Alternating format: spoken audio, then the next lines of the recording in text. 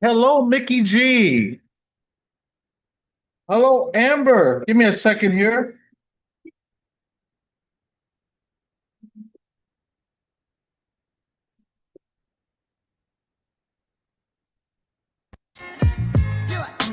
How's everybody doing? Give me 1 second here.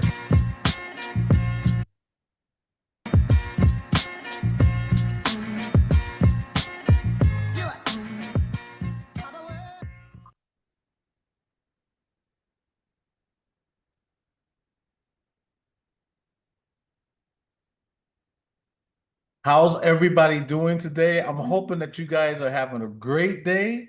Can you hear me okay? I'm hoping you can. Give me 1 second here. Okay. Now, I want to give you guys, of course, the proper welcome. Amber's World. Acknowledge me. You Acknowledge me. acknowledged. Acknowledge me. Acknowledge I'm me. acknowledging everybody I see. Mickey G. Acknowledge me. Denise. Acknowledge me.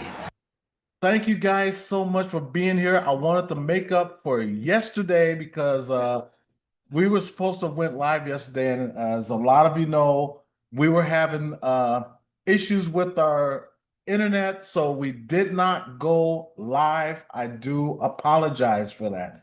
But instead, I want to make up for it today. So why not go live today and let's put some smiles on your face, because I look at it like this.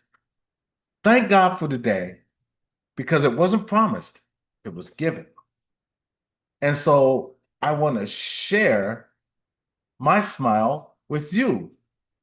Mom of an angel, how are you doing, Shelly? Acknowledge me. You know what? I think I got that too low. Because, oh, what am I doing there? Didn't mean to do that. You get off of that and go right here. Yes, it was too low. Oh my goodness. Now let's try that again. Acknowledge me. There we go. Much better. Michelle Wolfung, how are you doing? Acknowledge me. Thank you so much, you guys, for being here. I'm hoping that you guys are having a great day today. I sound good, Denise? Thank you. Thank you so much. I'm hoping you guys are having a great day. Today is like the title says, you know, let's share some smiles together because that's what I want to do.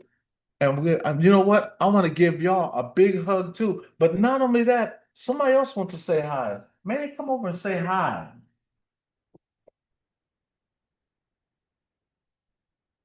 Come right over here. Say hi, Manny.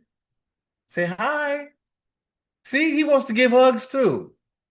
So he was giving you all a big hug. Say hi. Hi. So I'm hoping you guys are having a great day today. I really do. Um, and I'm reading the chat here. Mom and Shelly said, "Hi, Eddie. Jen is upstairs. She'll be down shortly. As you know, my son Manny here is severely autistic, has mild cerebral palsy, and he's nonverbal. Um, but it's my bundle of joy." Amber says, "Hi, Manny. Hi." So you can go ahead and sit down, buddy. I don't want you to fall. Okay. Manny can only stay on his feet for so long that after a while he'll just fall, and he just has drop down seizures, So that's why I had to go sit down. But he's watching on the big screen, which is right here. So he's watching the TV. So he's watching everybody here. And Jenn is talking to our daughter who is upstairs. So, what would you guys like to talk about today? I mean, we could talk about the weather. How is the weather where you are? Because right now, here in San Antonio, I think it said it was, as a matter of fact, I want to be correct here. I want to make sure I got our weather right because the last I looked, it was 92. And I'm going to look at it again. And our weather today is. Da, da, da. Where are you? Where is my weather? Where are you, weather? Let's do this. Here we go. And the weather right now is, I don't want to buy weather. I just want to know what the weather is. Doggone. Usually my weather chart shows right up. And today, for some odd reason, it doesn't want to show up. 94 right now in San Antonio. So what is the weather where you guys are? Denise says it's raining. And she also says love and hugs to Manny. So Denise gives you a big hug, Manny. He's giving you a big hug back on the couch. Shelly says sunny with poor air advisory. Ooh. Michelle said 95 today in Milwaukee, Oregon. Is that Milwaukee, Oregon? Wow. Oregon is one place I really wanted to go because I have a lot of friends there around the Portland area and outside of Portland. I do want to go to Milwaukee one day. Raining in New York. Oh my goodness. Raining in New York. Hey, I'm hoping that you're staying dry, uh, Denise. I really do. Uh, Diane, how are you doing? Acknowledge me. Diane said, hello, I'll still be listening. We'll have to be doing a few things. Hey, that's no problem at all. You keep doing what you do and keep doing you. We'll still be here for a while. She says, hiya, Diane. Then he says, hi to you.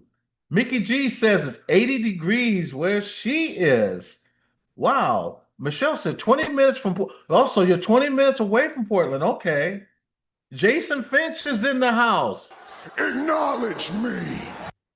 Thank you so much for being here. Please let's share some beautiful smiles together. Yes, that's why we're doing this today. Make up for yesterday, because we didn't go live. So we want to bring some smiles to you today.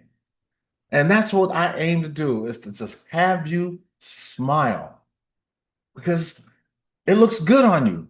So if you got that frown, if it's raining where you are, let's turn that frown upside down because you still have something to smile about. And I know I'm a little late coming in this afternoon, but I had a few things I had to do before I can come live. But I made my promise that I was going to go live today, and here I am. Pam Simon's in the house. Acknowledge me. So, what would y'all like to talk about today? Let's see if we got some issues in here that we would like to talk about. Let's say positive, though. Let's stay positive. We got enough negativity going on in this world as it is, so we don't want no negativity. Instead, we want the positivity. Jason Finch said it's 82 degrees here in Olympia, Washington right now. Olympia, Washington. Now that's a beautiful place. And I've seen a lot of pictures of Olympia, Washington. That is a beautiful, beautiful place. Ghost Dog is in the house. Acknowledge me.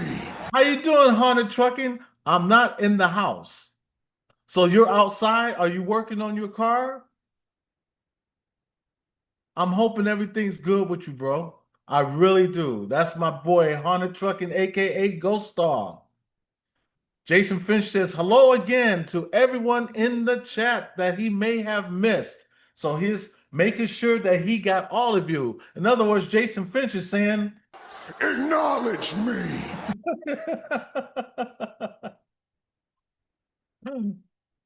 Jason Finch, thanks again, brother Eddie. I really appreciate. Hey, I appreciate you. I appreciate you so much for being here. Thank you so very much. So I wanted to kick off by talking, like I said before in the beginning of this, is let's share some smiles together. And so what I wanted to do was if anybody wanted to come up, I'm going to put a link in here and then you can come up. And what I want you to do is if you have any stories to tell, I want you to tell your story, because I want us to have some fun here. So I'm going to put a link in here. And if you would like to come up, come on up. Don't be shy. If you're going to be shy, though, and if you want to just have an avatar and not your picture, that's fine. But you got a story to tell. Come up and tell your story. We love to hear it. Wouldn't you guys love to hear the story? Haunted Trucker says, I need a freaking Dremel tool. I've got my fuse box panels torn apart on my desk. So if anybody knows somebody that has a Dremel tool that's also in his area of Wisconsin, uh, is that where you at, Ghost Dog, in Wisconsin? Um, and I forgot. Yo, Sheboygan. That's it. You're in Sheboygan. Anybody that's in the Sheboygan area that can help Ghost Dog fix his car so he can get back on the road and start working, help him out. And it's right there. But if anybody would like to come up, don't be afraid. Shelly, if you would like to come up, and if you have your beautiful daughter Cassie with you, come on up. We would love to have you. Everybody here, I just want you to know your family. Everybody here, we're all family here. So don't be afraid to be seen because we're all surrounded by this thing we have called love. Jason Finch says, I want to say hello to Christina and Son Ghost Squad. I love all my beautiful friends and paranormal family. And you know what? We love you too. I don't know if Christina came in yet because I didn't see her in the chat, but if she does, she will know. And if she sees this, she'll definitely know and she'll definitely shout you out. So, yes. And Shelly said, okay, give me a minute. Okay, I'll give you 2 for 1. How's that sound? So, if anybody else would like to come up also, we'd love to have you and tell some good stories. Tell stories about, what's going on in your life, what you're getting ready to do, what you did beforehand, what you did yesterday. If you had a nice cookout, if you had some fun with family and friends, if you went to the beach, whatever you want to talk about, it's your time to shine. And we love to have you. But before we do, I just want you to do me one favor. Make sure you hit that like button. I really do appreciate it. And if anybody here is new and you just happen to be lurking, hit the subscribe button and become part of the family. It's free and it doesn't cost you anything. But if you want to be a part of the family, it's just $2 a month, hit that and you will get not only acknowledged, but every video that we do, you will also be mentioned in our video at the end credits. So that's just for being part of our family, for $2 a month. So what do you say? Give it a shot. But you don't have to. Give because you want to, not because you had to. Either way it goes, we love to have you as part of our family. Just hit that subscribe button. That's all you got to do. And if you can, share us out. Let other people know that we are here and we're giving a dose of love to them too. So I have love falling out my pockets. I have so much love to give. When people see me walking down the street, I have to stop and say, whoops, I'm sorry, watch where you walk. That's mine. But you can have it. So I want to give that love back to you. So that's what we want to do here. Scott Altman is in the house. How you doing, Scott? Acknowledge me. Thank you so much for being here. Jason says, "Hey Eddie, I've always wanted to know whether my grandpa and grandmother ever visit me when I don't even know it would it what do you think, brother?" To be honest with you, if you lost a loved one, okay, as long as you have them in your heart, they're always going to be there. So whenever you lose someone, they're not gone. And that's why I tell people, also when we look at our departed as, don't look at them as dead. Just instead of saying that they're gone, to say that you'll see them later because you will. And they're seeing you right now. Sometimes they can't tell you that, but philosophically, they can.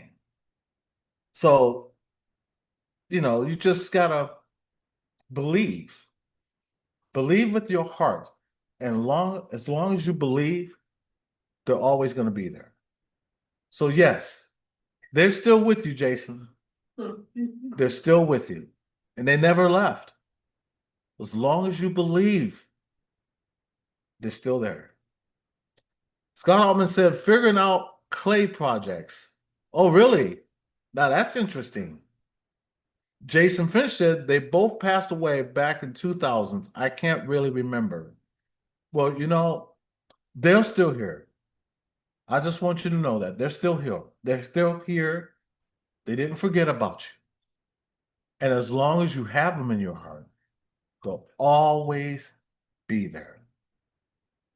Trust, you don't have to trust me, but trust yourself.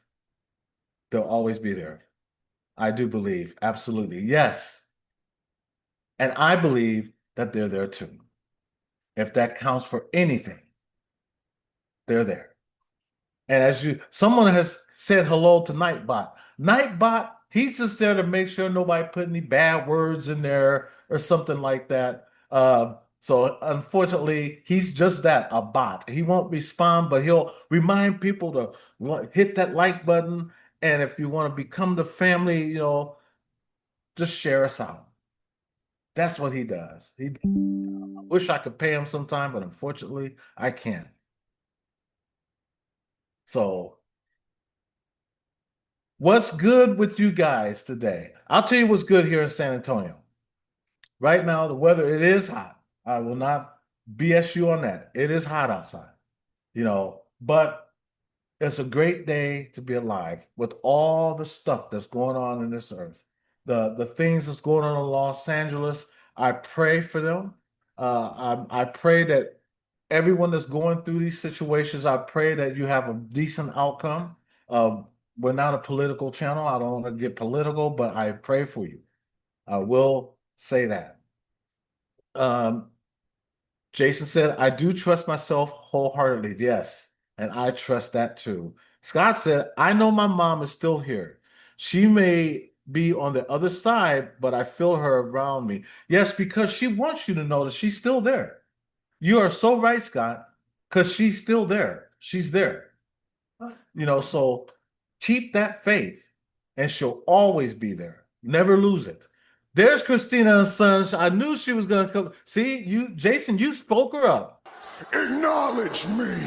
There she is. I told you she was right there. Mickey G said to Jason, Phil, wait a minute. You may not see them or feel them, but loved ones that passed come visit and check on us. Yes, they do. They always check on us. They might not do it all the time, but they do check on us, and they're letting you know that they're there, and a lot of people, they want to hear them. They want to hear their voice. And when we do a spirit box session or something like that, you might not necessarily hear them in that physical voice, but you may know it's them because of certain things they say to you that only you would know and not us. So that's why I don't like to play with nobody when it comes to that. And I let them know that if they do come through the spirit box, they might not sound the same of that physical voice that they had when they were here in life, but even in death, they can come to us and they can speak to us. It's just they have the voices changed because when you're making that transition, you got to remember this is a temporary housing. So you're just a ball of energy. So where that energy goes is up to you. And I'm just saying. Honda Trucker said, I just sent you pics on my fuse box. The rusted screw is why I need that tool. Okay, I get it. I'll try to get a check that picture in a few. Um, and everybody's saying hello. This is what I like. I love when everybody gets to say hello to everybody.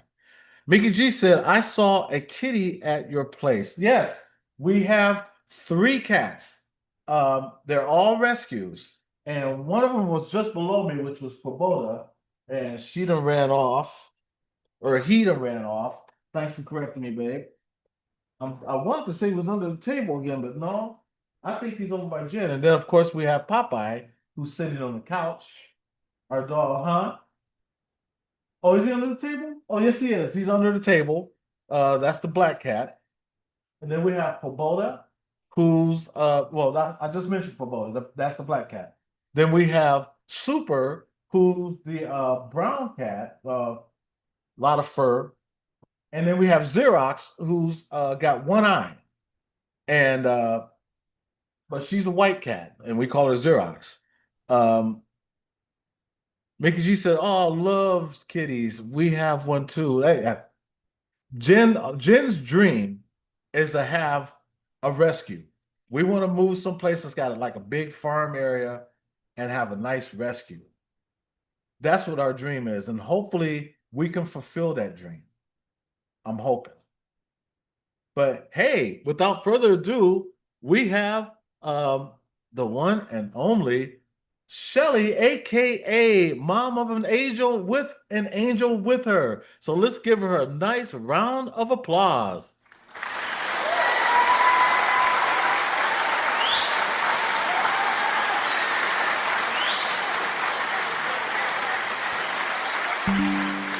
How you doing, Shelly? Hey, how you doing? I'm doing great. And oh, Yeah. hi, Cassie. How you doing? You doing good? Man, you want to say hi to Cassie? Come say hi to Cassie. Come here.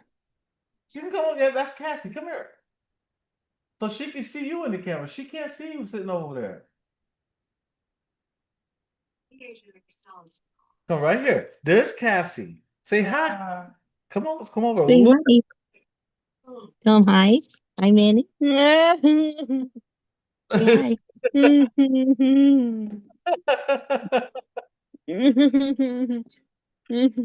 I bet he has his own drink. That's nice. Hey, Manny. Okay, now you can so sell. Now you can watch on the TV. No. Now he's waving at the TV. Hey, everybody. Doing joyful step. Doing joyful step. I got to give you a welcome. Not so loud. Acknowledge me. How you Sorry doing? for Oh anybody no, that has earbuds in. no, you are fine. Dennis Sarlo is in the house. Yeah, Acknowledge your puppy. How you doing, Janet? And Emily's in the house. Acknowledge me. Now, Eli family, I know you have a story that you would like to. So, would you like to come up also and Shelly? I don't want you to go nowhere. Okay? Okay. You stay right there. Eli, would you like to come up? If you go up, you can get that link. Hit that link, Eli, and come right on up. If I need to send it again, just let me know. I'll send it again. And if anybody else would like to come up, just come up and say hi. I want to bring smiles just like Cassie's. I want everybody to have that just like Cassie because that's what we're about. To have Nope. and Cassie, that smile looks good on Oh. you. That smile looks good on you, Cassie. I'm gonna put this link on here again. There we go. Put it right there. And so if anybody would like to come up, Eli family, like I said, you got a story that you want to tell. I want you to come up and I want you to share your testimony. That's exactly what it is. Hear this testimony about Eli and what he had went through in his life. So it is a life changer. Grab that link. You gotta listen. So I want, and that's one of the things I want people to understand is that enjoy what we have. I enjoy my son's man. Enjoy.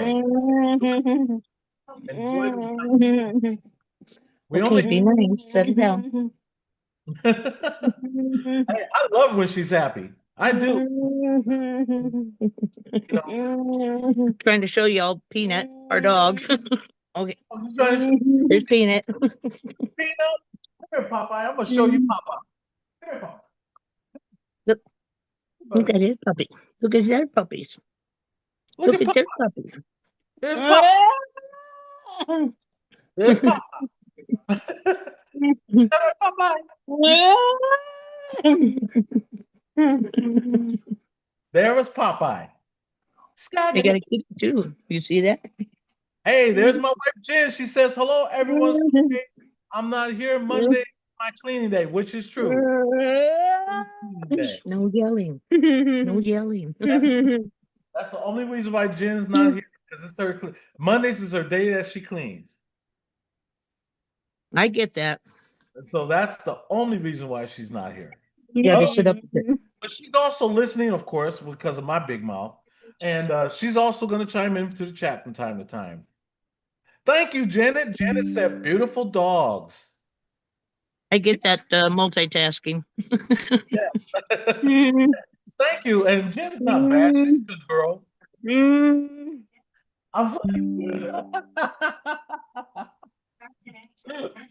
So, Eli, if you want to come up, this is your time to shine.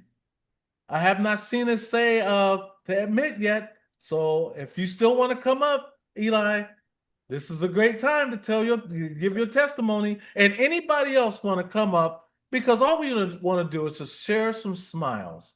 That's what we want to do. I wanted Cassie up here because I wanted to see that beautiful smile. And I wanted to see that smiles for. She sure did. Look at that smile. Look at that beautiful smile, Cassie. You got a smile for? There you go. It looks good on you. Yes, that looks good. But you can't touch. You'll wreck us. How old is Cassie? 31. Is she? Cody is almost. He'll be 31. Your Cody will be 31 in December. And then Manny is 4. Cody's older?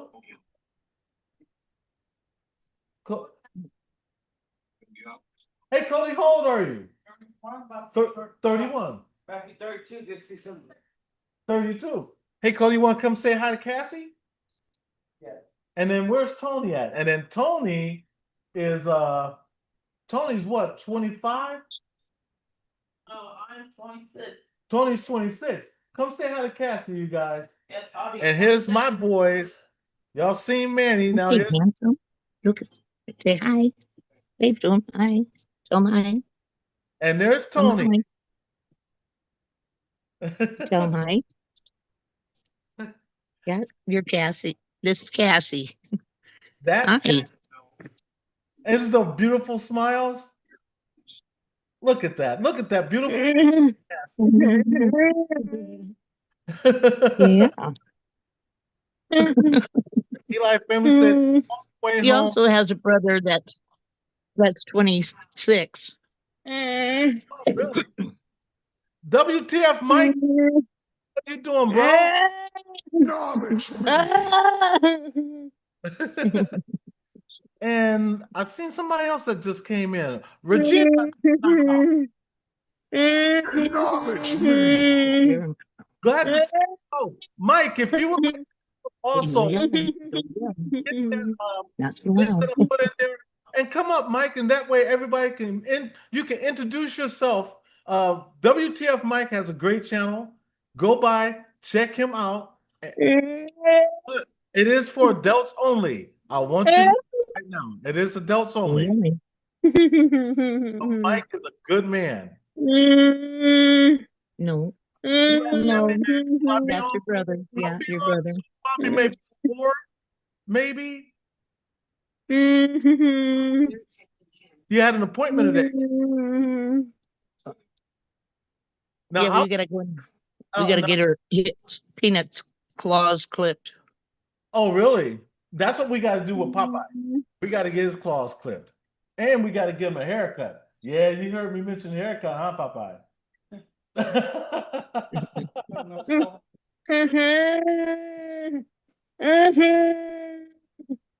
So, yeah, if anybody would like to come up, please, I'm going to put this link in one more time. And that way you can come up, introduce yourself. That way everybody can get to know. And if you have a YouTube channel, get to know you know, because we're about that love. That's what we're about. And Christina, if you come up too, in the house. No. No.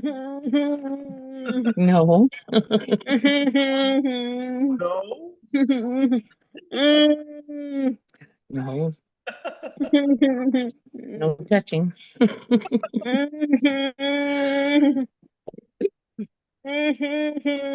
Christina's son said it was in Austin. Listen. And told him personally your story. Do you know what? Austin, Texas is what? An hour from us? 45 minutes. Which is true. And we was up there in your neck of the Listen. Eli. And I tried to get a hold of you and we couldn't get we went to a cemetery in New Braunfels. Then we was up in Austin. We went to the Pierce Hotel. And we couldn't get a hold of you. So maybe next time we go to Austin, try to get a hold of you again. We love to meet you. We love to meet anybody that's here. We love to meet you. Well, I'm in San Marcos. Okay. Well, yeah, that's even closer. That's what? 30 minutes. That's one thing, Miss St. Marcus. Yeah, that's 30 minutes from us. And we was in San Marcos. I have friends that live in San Marcos. Small world. It is what's going on in your world?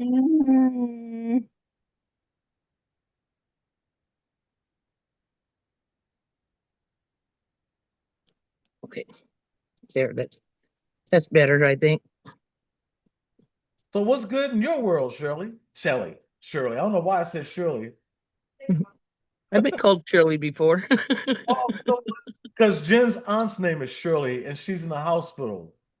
That's why I called you Shirley. My mistake. On the mind, yeah. That's okay. I got family members that will call me, Mm-hmm. Just as long as they don't call you late for supper. That's right. That's right. So how are you doing today? Not too bad. Not too bad. I wish the air quality was better. We got a lot of smoke from Canada coming down. Oh, really? Yeah, so it looks hazy, like kind of foggy. Yeah.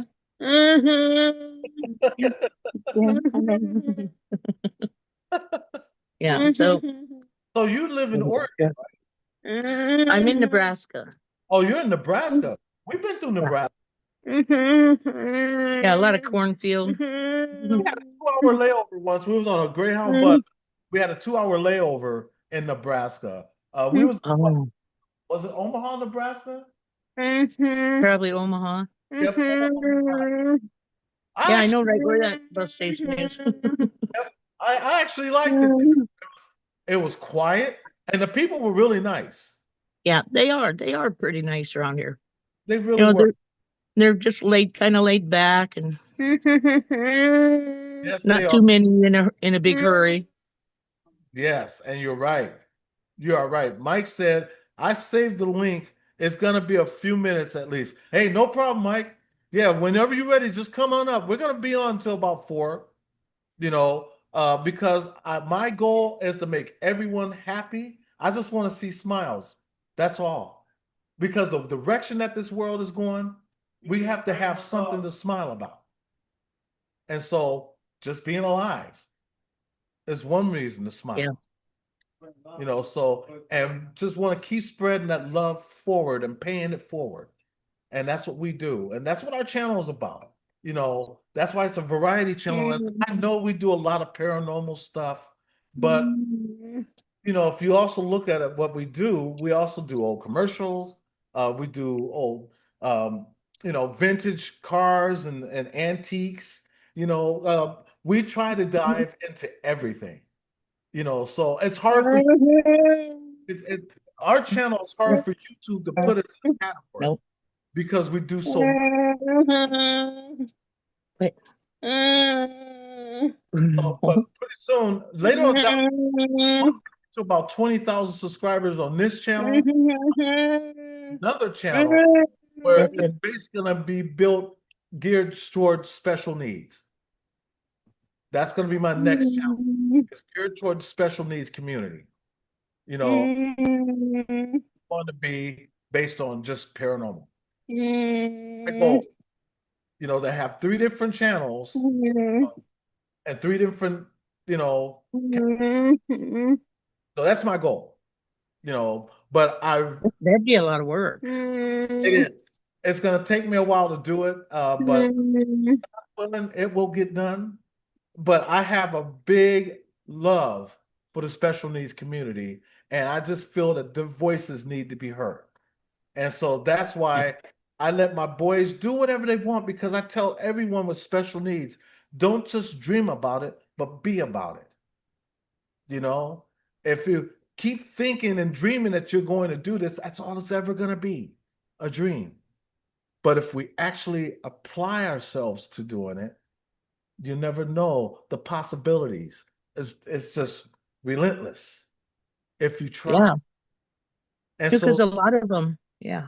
yeah, and that's my goal, is to pass that so that I can help one, and my boys can do the same. If someone with special needs see their videos, then it'll show them if they can do it, they can do it too. And that's our Right. goal. It's to show them that you can do anything in life you want. I don't look at them as disabilities. I look at them as abilities. I look at the ability, what they can do, because we're all disabled, but we're also are all able. Yes. Yes, we are. So let's take that "this" part out, because we're all able. Melanie, so glad that to see you here. Acknowledge me. So There's yeah. there's so many that are so limited Yes, they are. They're on their abilities, and it's sad. It is. Um, It is. And that's why I was so happy to see that we had started getting special needs adults on our channel, because now they have an outlet. They have somebody that they can watch, so that their family can say, oh, they're safe. They can watch them. Right. Yeah. And that's why I try to keep the cursing to a minimum, on certain videos. Because we know our limits, because that's how we are. And we want to keep passing that same love on, because the direction that this world is going, okay, again, like I say, the special needs community needs a voice, because there's things going wrong. Okay. I'm seeing a lot of them going into group homes because families can't take care of them. Some families don't even want to deal with them. So they want to give them, they want to give them to the state and say, let the state deal with it. And that's sad. when I was working, yeah, it's real sad. I was working as a paratransit driver, And I would go and pick up these adults, and I would hear them say, "Oh, I can't wait till this weekend so I go visit my mom and dad." And it's not in my place to say to them, "Well, where's your mom and dad?" We're not supposed to have any kind of empathy or sympathy whatsoever. But I Yeah. can't help it because when you hear that, it hurts my heart. I was just reading what WTF Mike. Let me scroll back down for a second. WTF Mike has said, "I'm in North Dakota. We had that smoke for like a week, so they're going through it too." WTF Mike, that smoke that you was talking about. Um, oh, Yankee Cal is here. I did not even realize Yankee Cal is in the house. Acknowledge me. I'm so It- glad that. oh, and Diane, no, she didn't have any brain injury. She was born with Angelman syndrome. Yeah, but she's still an angel. Yep. Cassie, you're my angel. Just look at you smile. I love to see that smile on her face. That makes my day. Doesn't that make y'all's day out there in the chat? Just to see Cassie smile, just like my boys. I love to see them smile. Yeah. The world needs love now more than ever. Yes, we do. Because like I said, I know this is not a political channel. I don't really get into the politics, but if you really look at what's going on in this world, we're going backwards. We're going backwards. It's scary. It's very scary. Keith is in the house from Michigan. Acknowledge me. Joyful Steph says, "So precious." Yes, she is. Precious and few are the moments we two can share. She is so precious. Yes, she is. And that's why I love singing to her because somebody's got to do it. Somebody's Yeah. got to Mom know. don't sing very well at all. That's okay. Somebody's got to let her know that there's always somebody there to show her love. And you got everybody in this chat right here to show you just that. James T is in the house. Acknowledge me. How you doing, James T? And hello, Keith, 1675.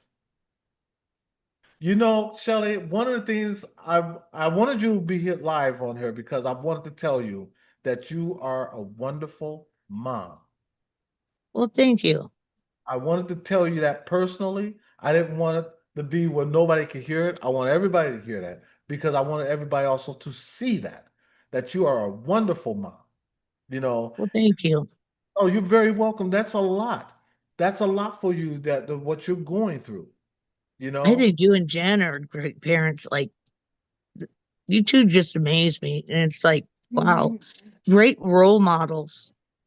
We try to And be. Jen is the role model.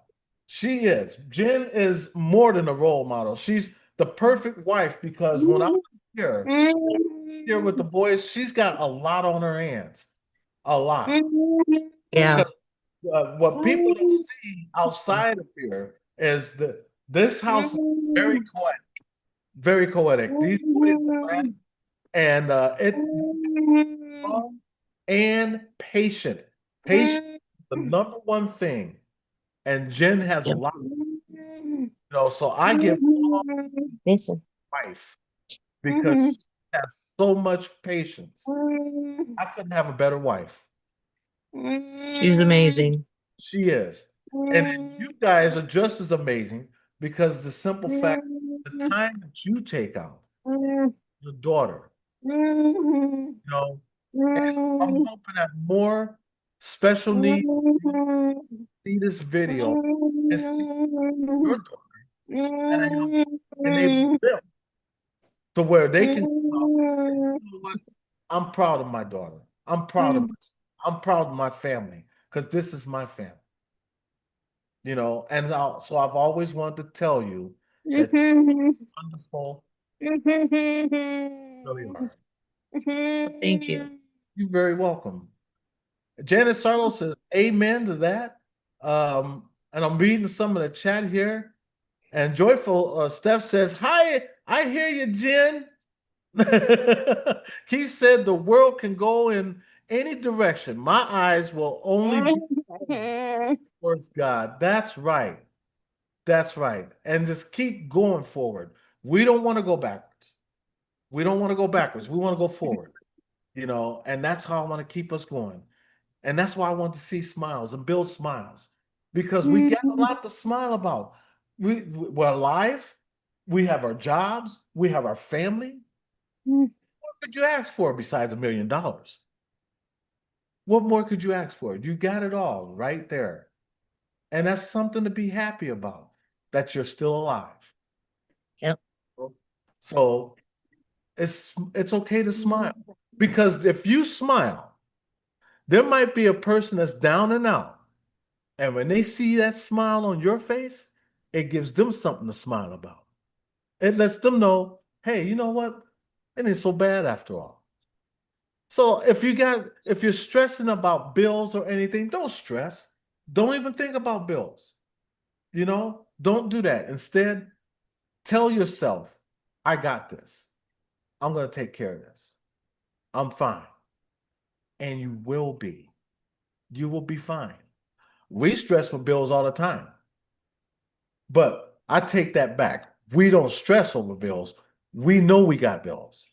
I mean, it's part of life, but we don't stress over it. We just say, we got this. It'll be all right. Even if you don't got it, just if you have to do some meditation and manifest, do that, and manifest that you're a money magnet, and that, and maybe good things will come. If you believe and you create your own universe, anything's possible. So and that's why I tell people used to say all the time, life's a beat. I tell people this. If life's a B, it's because you made it that way. But you can change the narrative. You can always change the narrative. And now, without further ado, here's Eli. How you doing, Eli? Even though you're sideways, I can still see. Yeah, I know. I gotta fix this. Come on, give me a minute. I'm not really used to it, so No, here we it's so go. good. I like Hey, that picture. Eli. Oh, give me a minute. Give me a minute. I like I that can't picture hear. behind Wait, hold on a second. Can you hear? Say something. something. Hold on. Yeah, give me a minute. I'm gonna try to fix the volume. Hold on Okay. one second. How do you do this? Hold on. Give me a minute. Oh, no problem. Take your time. I'll try to fix the volume. Hold on Regina one second. Adventure says, guess what, Eddie? I'm guessing. You hit the lottery. Congratulations, Regina. You hit the lottery. Did I guess right? Let me know in the comments below if I hit right, if I guessed right. Hey, Keith. Everybody's saying hello to you. Isn't she wonderful? You guys, she is so wonderful.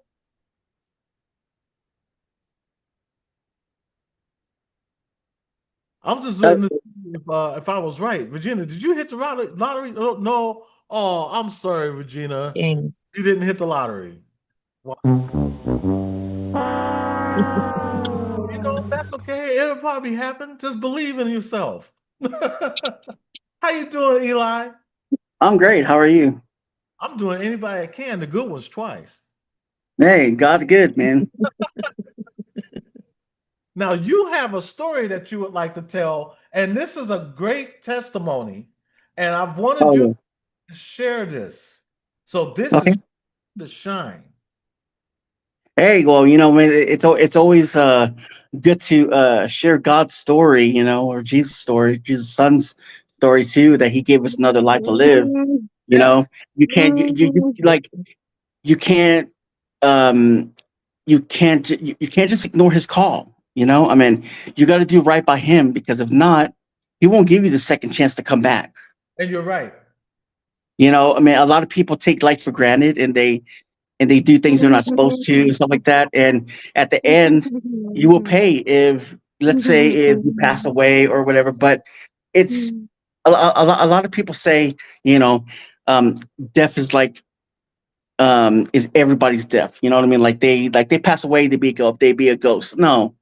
Mhm. What God showed me is what Jesus showed me is that, he showed me how death was. He showed me how everybody's death is different, and he showed me what mine would be if I didn't change my ways in a lot of ways. So, um, if you'd like me to share my story, it'll be short. Trust me, it won't be long. Yeah, Um, that's why I wanted you to share your story. Yes, share your testimony. And before you do though, I want to say to Regina, where is it at? She said I walked 1.3 miles today. That's a blessing. That is a so blessing. I'm trying to start working more too. That is Nice. great. And Diane had said, Gina, that's so great. Yay. How did it feel? How did it feel? I feel with my hands. Me It's too.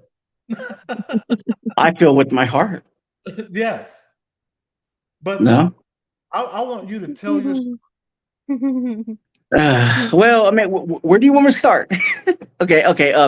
Um, 2021. That's when COVID has started. And it was 2020, but 2021, I came down sick. I was living with my mom at first. And my sister and her kids. Um, I got sick. I came home like let's rewind a week before I got sick. okay. I came home. Me and my fiance were supposed to go to San Antonio to go to the Riverwalk. So what happened next is my mom goes, "Hey, everybody came down sick. So you're supposed to stay in the room. Trying to stay away from us. So I did. Somehow I got sick. Um, and when I got sick, like I remember I was coughing, and I just had a high fever. Hold on, give me a second. Mm-hmm.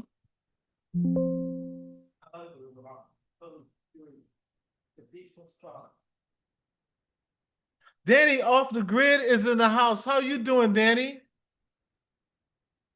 Give you the proper acknowledgement. Acknowledge me. Let me do that again. Okay, I'm back again. Sorry. Acknowledge me. Welcome, Danny. And I'm sorry, Eli. Now go ahead. No, you go ahead. You guys, yeah. Oh no, I was just welcoming Danny here and blessings. And Danny, if you haven't met Mama of an Angel, this is Mama of an Angel up at the top corner with her daughter Cassie. So I wanted Danny is really, Hey. really a friend of mine. That's my brother right Hey, there. honey. Say hi to Danny right there. He's in the chat. There you go, Say hi to Cassie. Eli. Cassie is so beautiful, so wonderful. Okay. Spirit Stalker is in the house. How you doing, Yvonne? Acknowledge me. I acknowledged you low again too. My bad. Acknowledge me. There you are. Now, Eli, I want you to go ahead and tell your story. Okay, so I got sick. My sister comes in on the door. She's like, "Man, your lips look blue." So and she goes, "I'm gonna call the ambulance." Because she was worried about me. Because I mean, at first, I had a fever. I thought, you know what, I'll knock that out. It's just a flu. Um, and this was like a week before we are supposed to go out. Mm-hmm.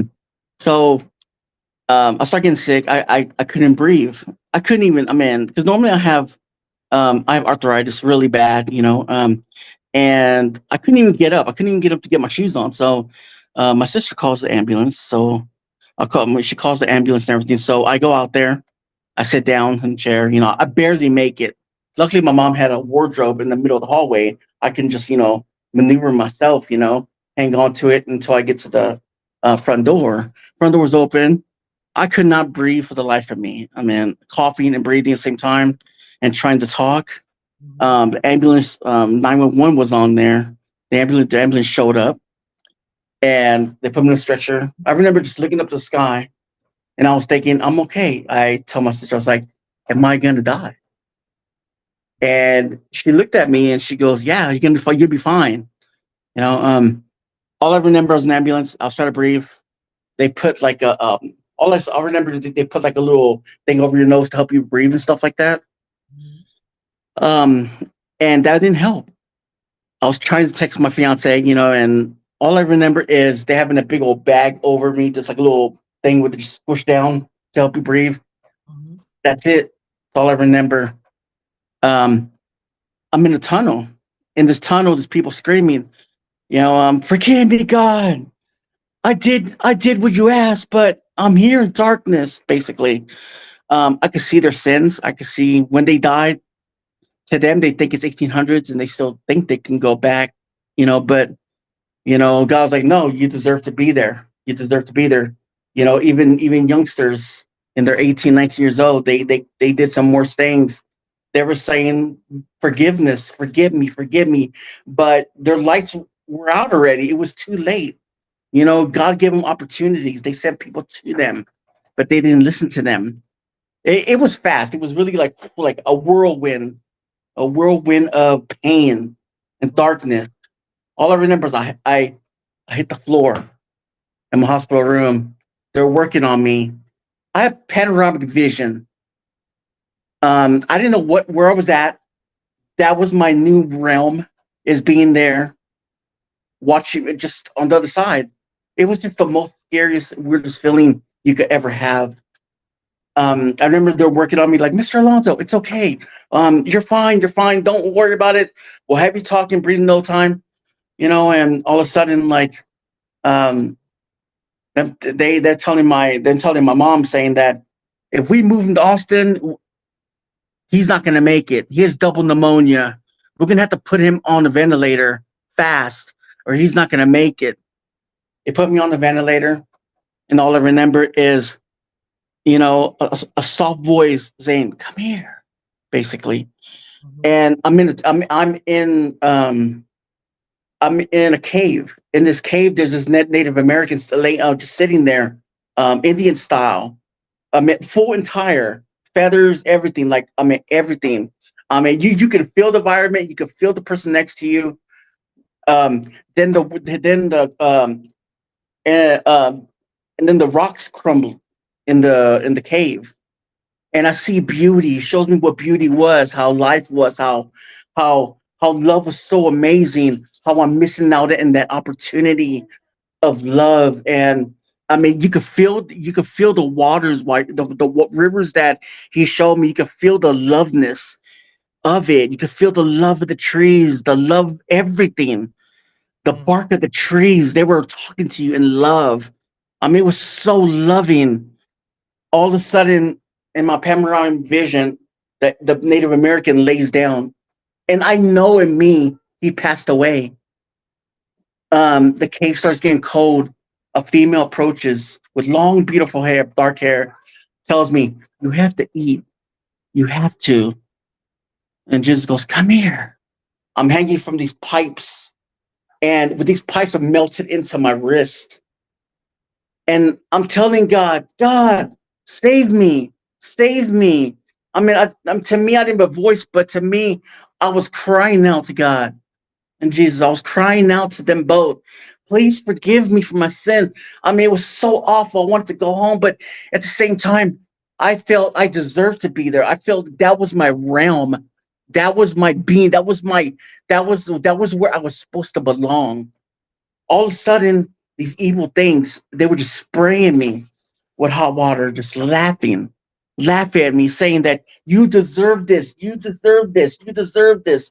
He cussed at me. I'm not gonna say what seconds. You said don't pat no cuss words on here. So they were just cussing at me. All of a sudden, he shows me the time and date that I died, and the clock, but it had like it was like iron around it. It stopped. The time stopped. I heard my loved ones, "Oh, let's go steal his money out of his bank." Just deceiving, just lying to me. Um, and all of a sudden, like, something throws me into like a metal cage, or a metal, like, I call it a pod. And these two dark shadows next to me, they tell me, they tell me, you deserve it. Basically, in their toes, they're dark. They're not. I wasn't seeing what they're saying or what they're doing, but I felt to saying that I deserved it. All of a sudden, Jesus goes, "Come here." I'm in the hospital room, but it's like a stage, sort of like a dance hall. In this dance hall, this female comes up to me and says, just fast, real quick, like that, tells me, "Oh my God, you made it." She told me, "You're famous here. Don't you feel the love?" I mean, the love rated off of her. But with that love, if I would have accepted that love, I would have stayed there. And then a voice says, "You're home. This is what you deserve." My loving voice. But then somehow, like, because I have AFO braces because I have foot drop. And I'm disabled. I am proud to say I'm disabled, but at the same time, like, it something through my braces, my leg braces, like, on the stage. You can see everything. You can feel everything. I mean, you could feel like your ventilator's still on you. You could feel the bed that's been broken down. It's no good. You could feel nothing but just crisp air. Like it was dead air. You could see the nurses looking in at you, but they can't save you. You could feel the desperation. Mhm. And then again, you know, hold on, give me a second. Okay, so at the end, um, you know, he showed me this couple that died. They were nurses. They had an affair. Mhm. Somehow, I don't know how they died. I think they died of, like, having that in their car. You know what I mean? And they died in that car, so they deserve to die there. Um, so all of a sudden he goes, "Come here." Again, he stole me from place to place. Um, I'm in this house, and I see everything: sofas, like, family pictures, everything you could think of. You can smell barbecue. You can smell like they're having a family event, but no one was there. He was showing me how their life was. So all of a sudden, like, I'm being pushed to the kitchen, and I'm being pushed to this freezer, and there's this evil being there, and he looks down. He's in a black robe. He looks down and he goes, "You want to know more?" And it's it's very scary. I can you know what? To me, it sounds like, and this is just my opinion. It's just my son being goofy.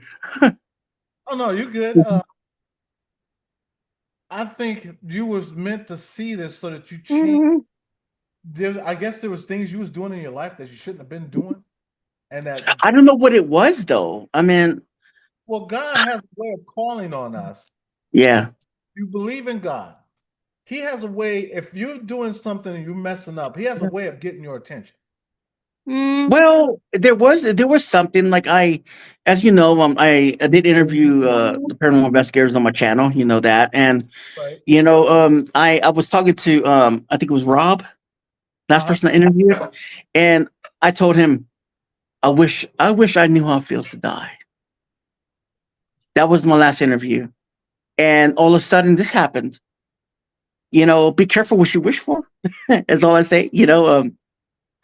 So it continues. It continues where um he shows me this bunker that I was in. And this bunker in this bunker there's these Nazis in this bunker. There were four of them, and there was on their own computer they were working. Mhm. And this female was with this child. I don't know if it was a child or not, whatever. And she was on this stool. And the stool, she goes, "You're not supposed to be here. What are you doing here? This is not your era," basically. So then you can see the bunker. You can see like the windows, they were all full of dirt. I think it was in the bomb shelter, basically. And that bomb shelter, they experienced on the bombs down there. But that was way back then. I don't know why I was seeing these things. Um then he showed me this other thing where this black male and this female. I think she was like 18 and he was like 30. They were in this garage. In this garage, they killed somebody, but they were walking on them. They were walking on their dead bodies, basically. And I told Jesus in the way, why are they there? Why are they walking on them? And he told me they killed this person. So they stay there. They stay there walking back and forth, back and forth, back and forth until they come, until Jesus comes for them. And if not, they stay there in their time. They have you heard of a tape record tape theory, where someone dies and they record themselves over and over and over again? That's Residual. what. It's called Yeah. a residual haunting. Yes. Oh damn! Here he comes, man. He's gonna take over the fucking show. I'm sorry. My bad. Now, I Sorry. sat here for half an hour, bro, listening to you eating some popcorn. So don't give me no shit. Okay, come on now. Don't interrupt. No, I'm just joking. I'm joking. Sorry for cussing. Continue with your story. I was just helping you out real quick. Okay. So, it's just a weird feeling. So, while doing that, while them doing walking back and forth, back and forth, back and forth, like constantly, but you could tell in their faces they were tired. They didn't want to do that no more. They knew what they did wrong. They knew it, and Jesus or God said, they deserve it. They deserve it. I mean, basically, it's sort of like authority. They believe they deserve it. So let They me, deserve to be there. They Hi, get Danny. stuck there. Hey, hi. I can't read y'all's messages, by the way. Hi. let me ask you though. Do you think you were sent to purgatory? Yes, I believe I was. I believe I was because, like, in those times, I'm getting nervous talking about this because, like, You have a different purgatory than I do. That's for yeah. Oh, yeah. I know you're talking about yours, but like with mine, like he showed me another vision. He showed a vision of my mom, my sister, and brother talking to the doctors, telling me about how they're gonna have a trade at me. I didn't know I don't know what was going on with me. Honestly, I didn't know. All I know, I was basically a viewer there, basically. And I seen them. They were arguing with the doctors. They're like, "Well, you need to do it. I mean, what's going on?" And that's what they're talking about, transport to Austin and stuff like that. And I wouldn't make it. So I was outside the Bay Area, and there's this female there hiding, and the voice tells me, "Watch out for her, because when you come back to this earth, then you're supposed to confront her." Um, I still haven't. I still haven't confronted this person. I got another call. I'll call you. I'll be on this in a minute. Will you be on still? Just give me 5 minutes. Yeah, I'll call you on. Bye. All right. All right. 5-minute I will. break. Woo! 5-minute break. Woohoo! Yeah. All right. that was interesting. Yeah, I've heard. It's that just was- I've heard wow. it 100 times. That's all. They're like, if I seem kind of disinterested or disassociated with it, or I've heard it 100 times. So Well, it's if like you- I if you have nothing new to add to that I haven't already. So right, because if you heard it then, and Yeah. if he's still telling it, then this is a real testimony of that's his experience. Yeah.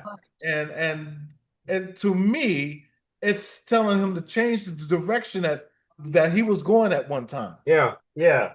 And so I'm hoping he did that. Hey, Danny, I'm sorry you won't come up because I'm here. I could leave and you could come up. No. You're fine. I wanted you to come up, Boomer, because you're my boy, man, and I wanted you up here. Anyway, I'm just messing with Danny.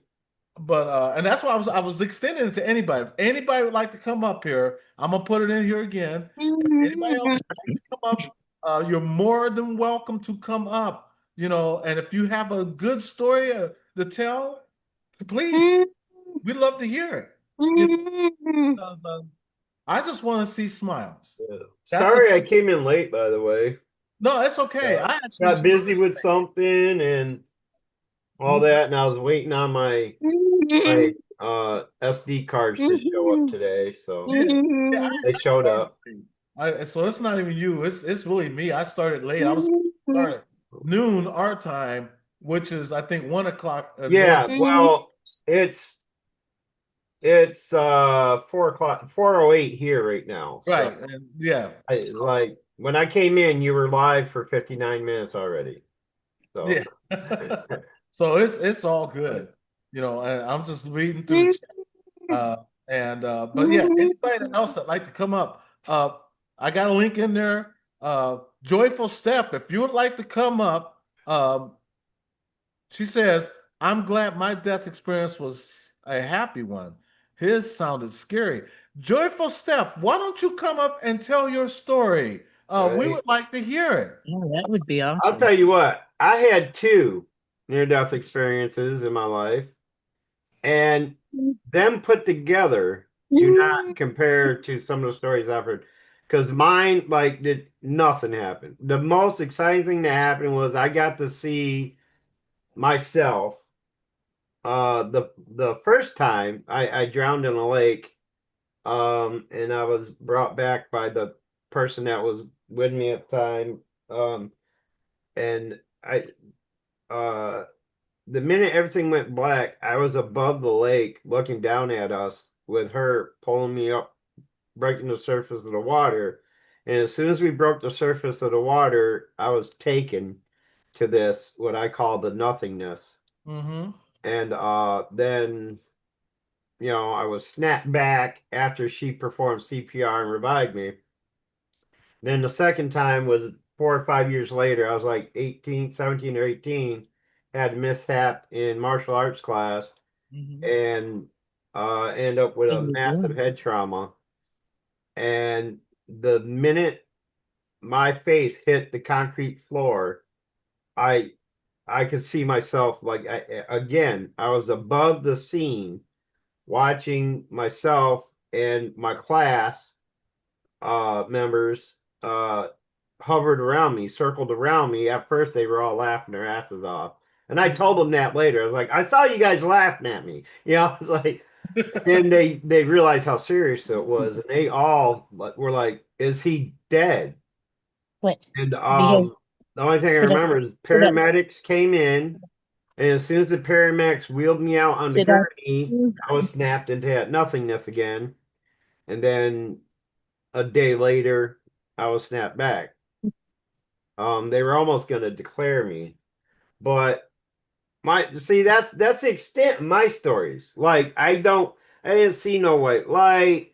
I didn't see no dead relatives. I didn't see this God or Jesus person, or entity rather, not person. Um, I didn't see all that crap. Stop. It was like just imagine what it would be Mhm. like floating around in space, in like this protective bubble in space where you can breathe. That's about all you can do. But all you no sense, you can't see nothing. You can't hear, smell, taste anything. Just kind of like floating around in this vacuum. That's what it was like for me both times. Exactly the same. Wow, So really? mine's not as interesting as what other people have to tell. So But you know what? Yours is it's you know I what? hear you, Cassie. I said hi. You said you had two stories, right? Yeah, two occasions. One, I was about 13 or 14. I was out boating and skiing with a friend on Cuba Lake, and we anchored the boat about 50 yards from the shore over by this place called Milliken Station, which is old salt mines in where I grew up, because we wanted to explore the caverns along the sides. Um, but we had to swim from the boat to the shore, and I was about halfway there, and suddenly my whole body just cramped up and stopped. Like I just sunk like a rock. And all I remember before I saw the view above the lake, all I remember is seeing his hand reach down for me, and I felt the tug, and that's when I got snapped out and was above the lake watching the scene as my friend pulled me to the surface.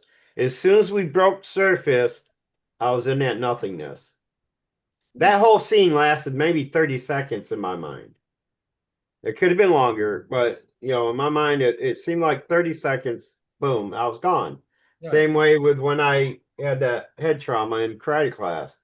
I hit the floor. Boom. I was looking down at myself and everybody around me laughing at me at first until I realized the severity of it. And I actually heard 3 people exclaim, "Is he dead?"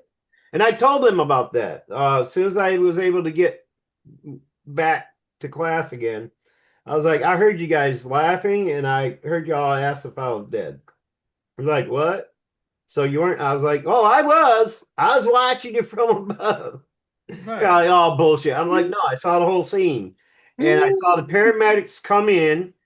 I saw them take my vitals and everything and started getting a little frantic about it. As soon as they started taking my vitals, they loaded me right up on the gurney, hauled me out. As soon as the gurney left the dojo, I was gone into the nothingness. And that's it. That's all the whole both on both accounts, the whole scene in my mind seemed like it was only about 30 seconds.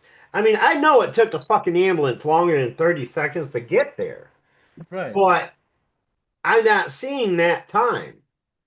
Mhm. Because all I'm seeing is I'm out of my body and then suddenly the paramedics are coming in. Like it seemed like the whole scene took 30 seconds. But I mean, unless the ambulance was already parked outside, Right. you know, and that's how weird it is that, you know, there's no concept of time. I wouldn't know how long I was gone if it wasn't for uh my my friend when I drowned told me my heart stopped for about 6 minutes. There was no brain function. My heart stopped for like 6 minutes. So I was gone for 6 minutes the first time in the drowning. I was gone for 23 and a half hours the second time. Because when I came back and I looked over and there's my dad talking to the doctor.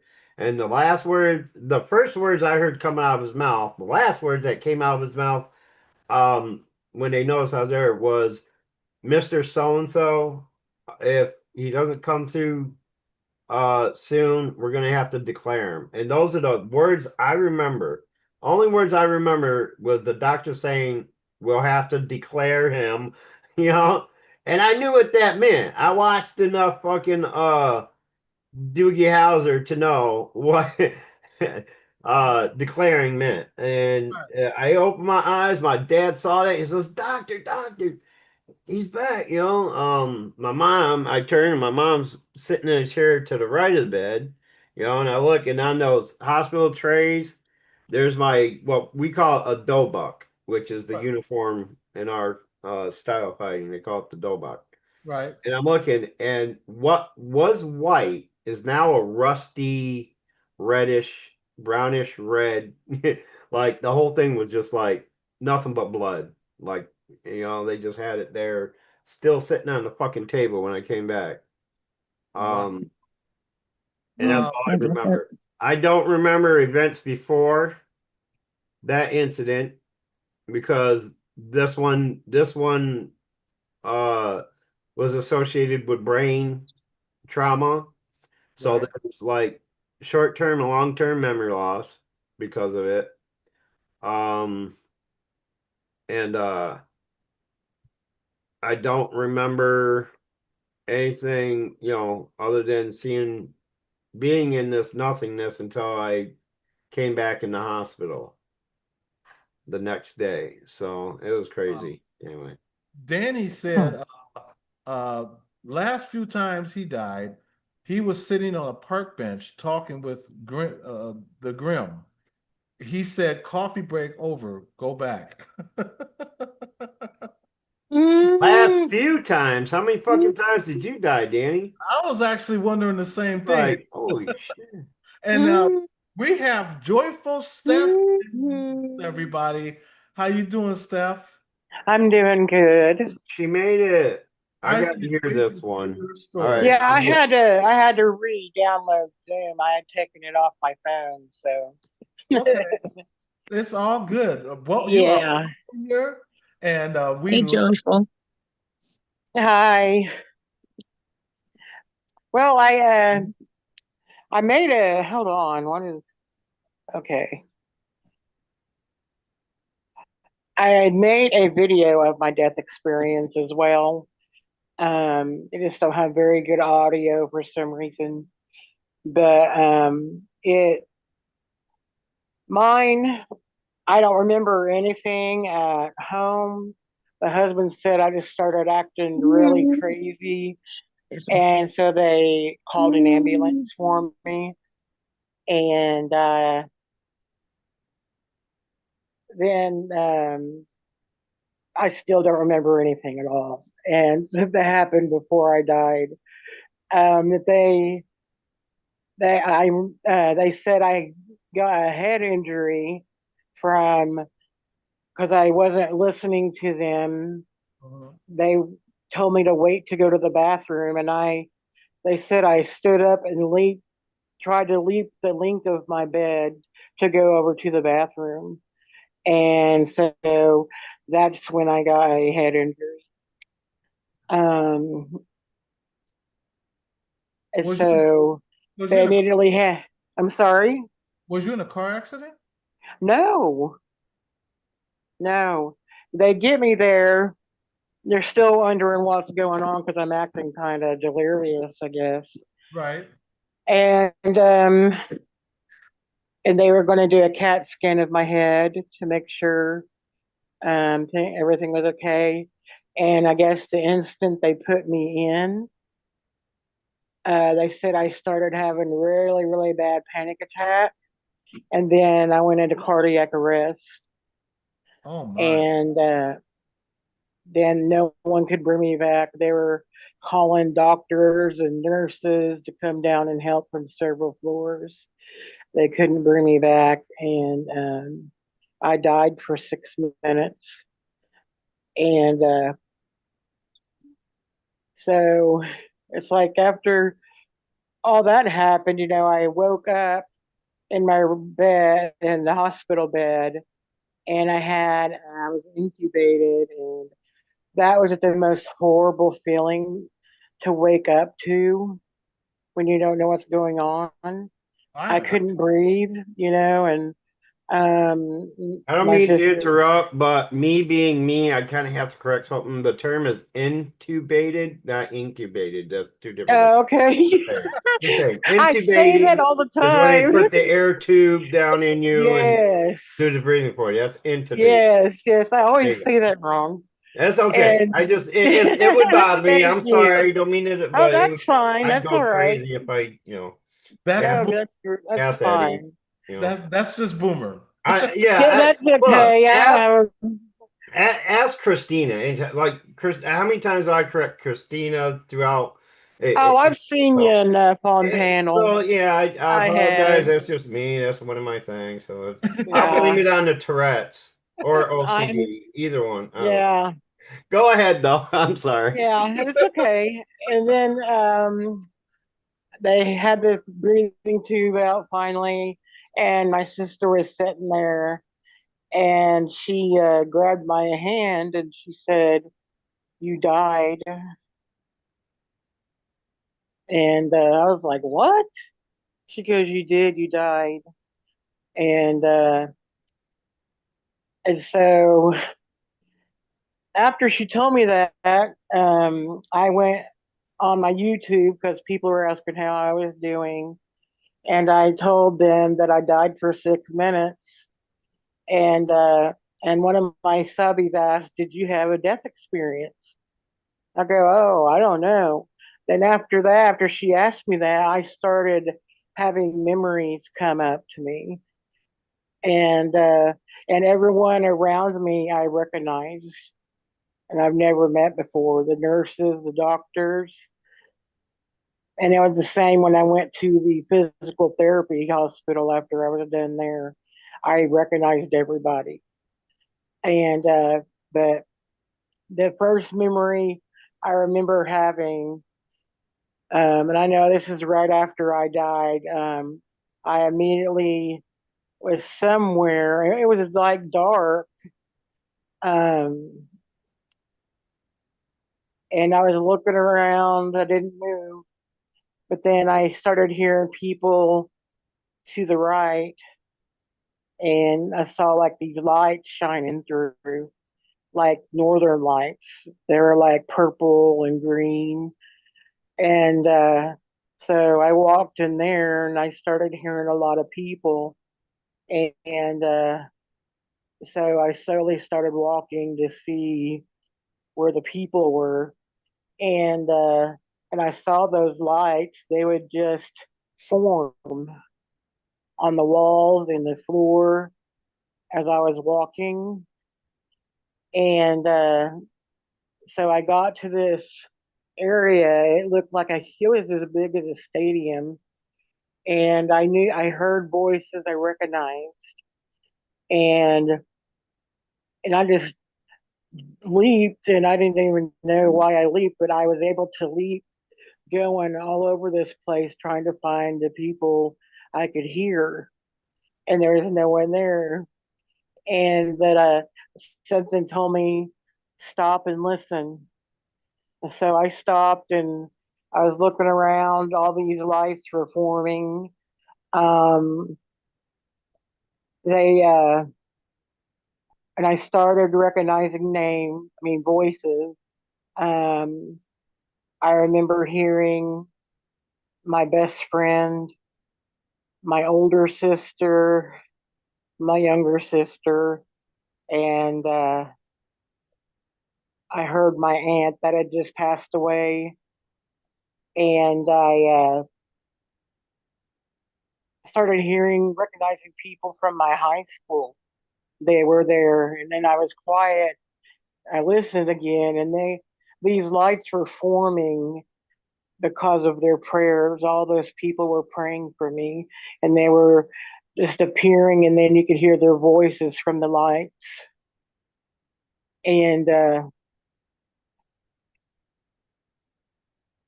so I just all of a sudden was out of that place, and it's like I'm sitting. It's like I was sitting watching a movie. A big field appeared before me of flowers, different types of flowers, bright colors I'd never seen before. And I saw myself running through this field barefoot. I mean, I haven't ran in years, so I haven't been able to. So I was running, and I thought in my mind, I remember saying, oh, I need to pick some of these. And I heard God's voice. He goes, do not touch my flowers. That's what he told me. I'm like, what? He said, do not touch my flowers. I'm like, okay. Which you notice, like when you stepped on them, they didn't die. They popped back up. Right. Nothing died. Like if you squashed one of the flowers, they would be back to normal. Wow. And yeah, that was really cool. And then I was there for a while at that place because it looked like an old film I was watching, but it was really happening. It looked like a grainy type thing. Mm-hmm. And then then all of a sudden I'm somewhere. I don't know where I was. It was still, and I heard my mom's voice, and she just recently passed from COVID. And she was like, baby, it's time for you to wake up. It's not your time. She says, God has something for you to do. And then I heard my aunt's voice, and I heard my brother-in-law, and he goes, Steffi, he started laughing his laugh, and he's like, it's awesome here. He goes, I can't wait till it's your time. He says, but it's not now. Wow. And then I knew I didn't have closure. Like that wasn't everything I saw. Thing I So, saw. so I So kind of prayed I about kind of it. prayed about it. Hold on 1 second. Hold on one second. Eli, mute. Eli, mute. Elias, can you? Elias, can Okay. And I need to I interrupt. I'm sorry. Oh no, Uh, I think it was I got to step Elias. down. Oh, okay. Yeah. Thanks so Thank much for having us up. thank you, Shelly and Cassie. Yeah, sorry I Bye, didn't get guys. to spend more time with you guys before you had to leave. We'll be See you listening. later. Have a good day. Love you God guys. bless you. All right. Much love, everybody. Much Bye, love. Cassie. Bye. Bye. Bye. Bye. Bye. Much love. Keep it real. Bye. God bless you. Oh, I am so sorry. aw. I love her. You just look at her and smile. I love your smile. Yes. It's nice to meet everybody today. It's nice seeing you. Yep, she said bye. Much love, everybody. You said bye. We'll See you be later. listening. Okay. To finish, Yes. I knew it wasn't. I knew I didn't have closure with everything. There was memories I was forgetting, and just one day, out of the blue, I heard this song, and it's like it was written for me. I was weeping, sobbing, and I started having a vision while I listened to this. And it is what the end of what happened to me. And and I was remember being in a valley, and there was a bright light, and I was like, and then Jesus came down to there, and he I didn't get to see his face or nothing, just behind him, and he literally picked someone up, and it was me. He picked me up and carried me back to life. That is powerful. Yes, I mean, because no one could bring me to life, and so I know he did it. I know that he did it. One of the nurses that was there, and they called him to help. He was one of my nurses, and so I got to talk to him, and he was like, he goes, no, he goes, I thought you were gone. I thought they were going to declare. Okay, He said, Danny. Let me ask you something, Steph. Good. After seeing that and being in that realm, did it teach you anything? yes. After I remembered all of that. Well, that was before. My sister Lacey got on Facebook because she was sharing stuff about what was going on, and because it's all family there, and she was reading to me the comments. There is thousands and thousands of comments of people, praying for me and stuff, and that I was sobbing, and and and just through the death experience, and hearing them praying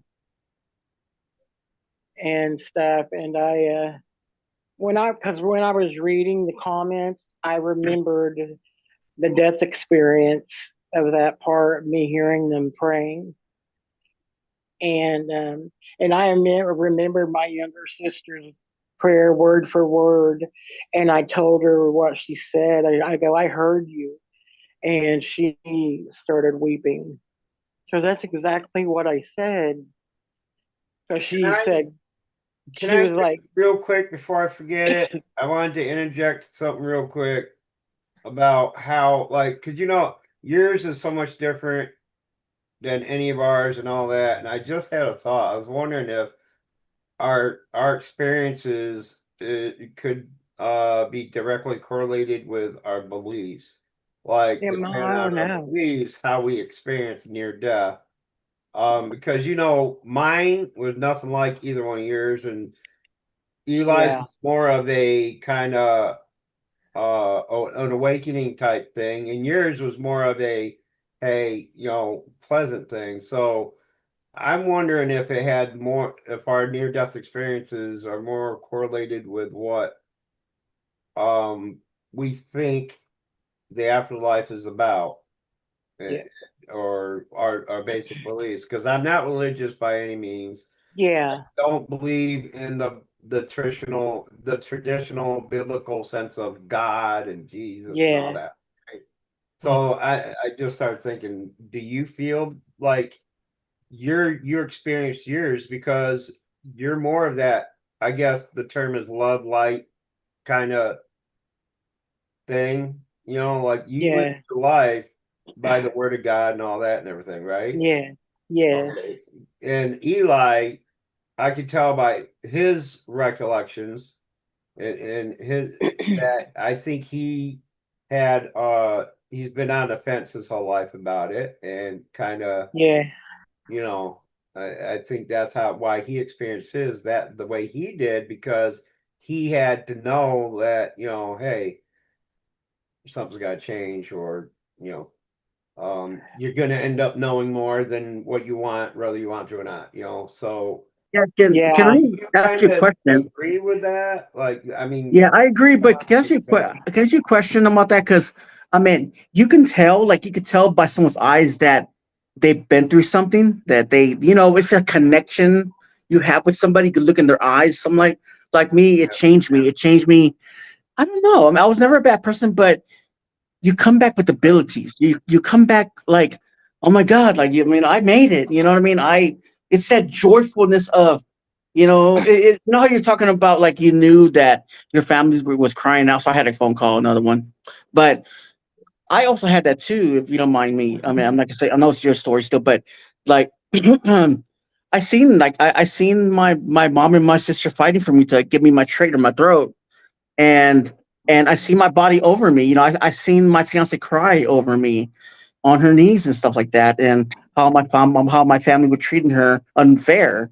Like I seen that visually, and it Wow. impacted you. It impacted you when you were there. You could feel the Yeah. sadness. You could feel the desperation. You could feel that. Like if you don't change your ways, then he ain't gonna bring you back, basically. Yeah. But when he brings you back, you're like, you wanted to stay there. You deserve to be there, but at the same see, time, like, that's another sorry, thing where I kind of disagree with a lot of people about it, where like the fact that, all right, the only way you're going to come back is if you come back with a new attitude of a like, purpose. being like, you got to start believing now, or something like.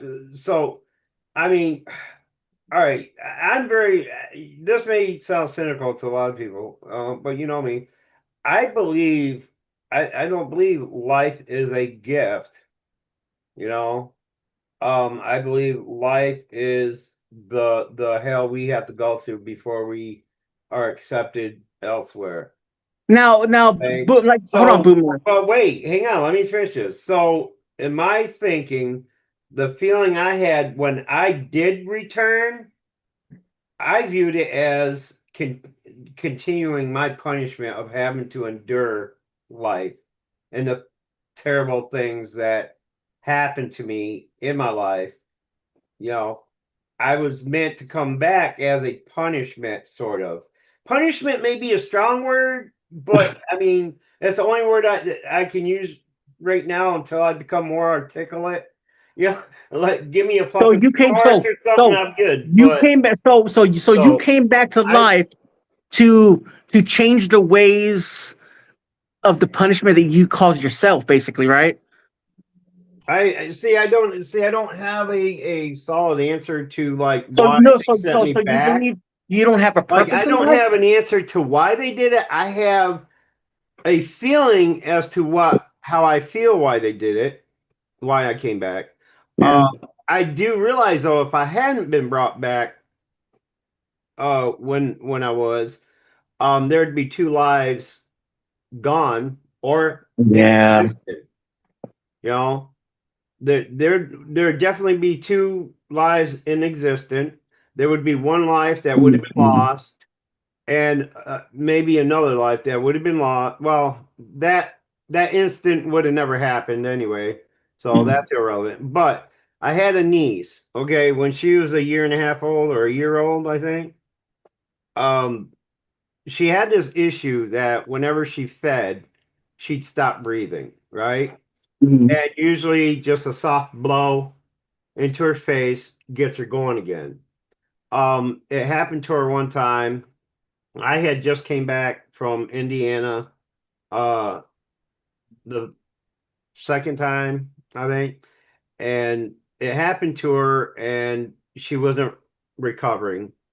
My father was doing everything he possibly could, and I heard the commotion. I run downstairs. I grab her from my father, lay her down on the couch, and did three finger compressions and blew into her nose and mouth. I only had to do it twice, and she started crying. By the Mhm. time she started crying, the ambulance got there because they were already on the phone tonight. So boomer. So So that was that's your the purpose to only save her. thing, but that's the only thing that I could say is a positive turn on that.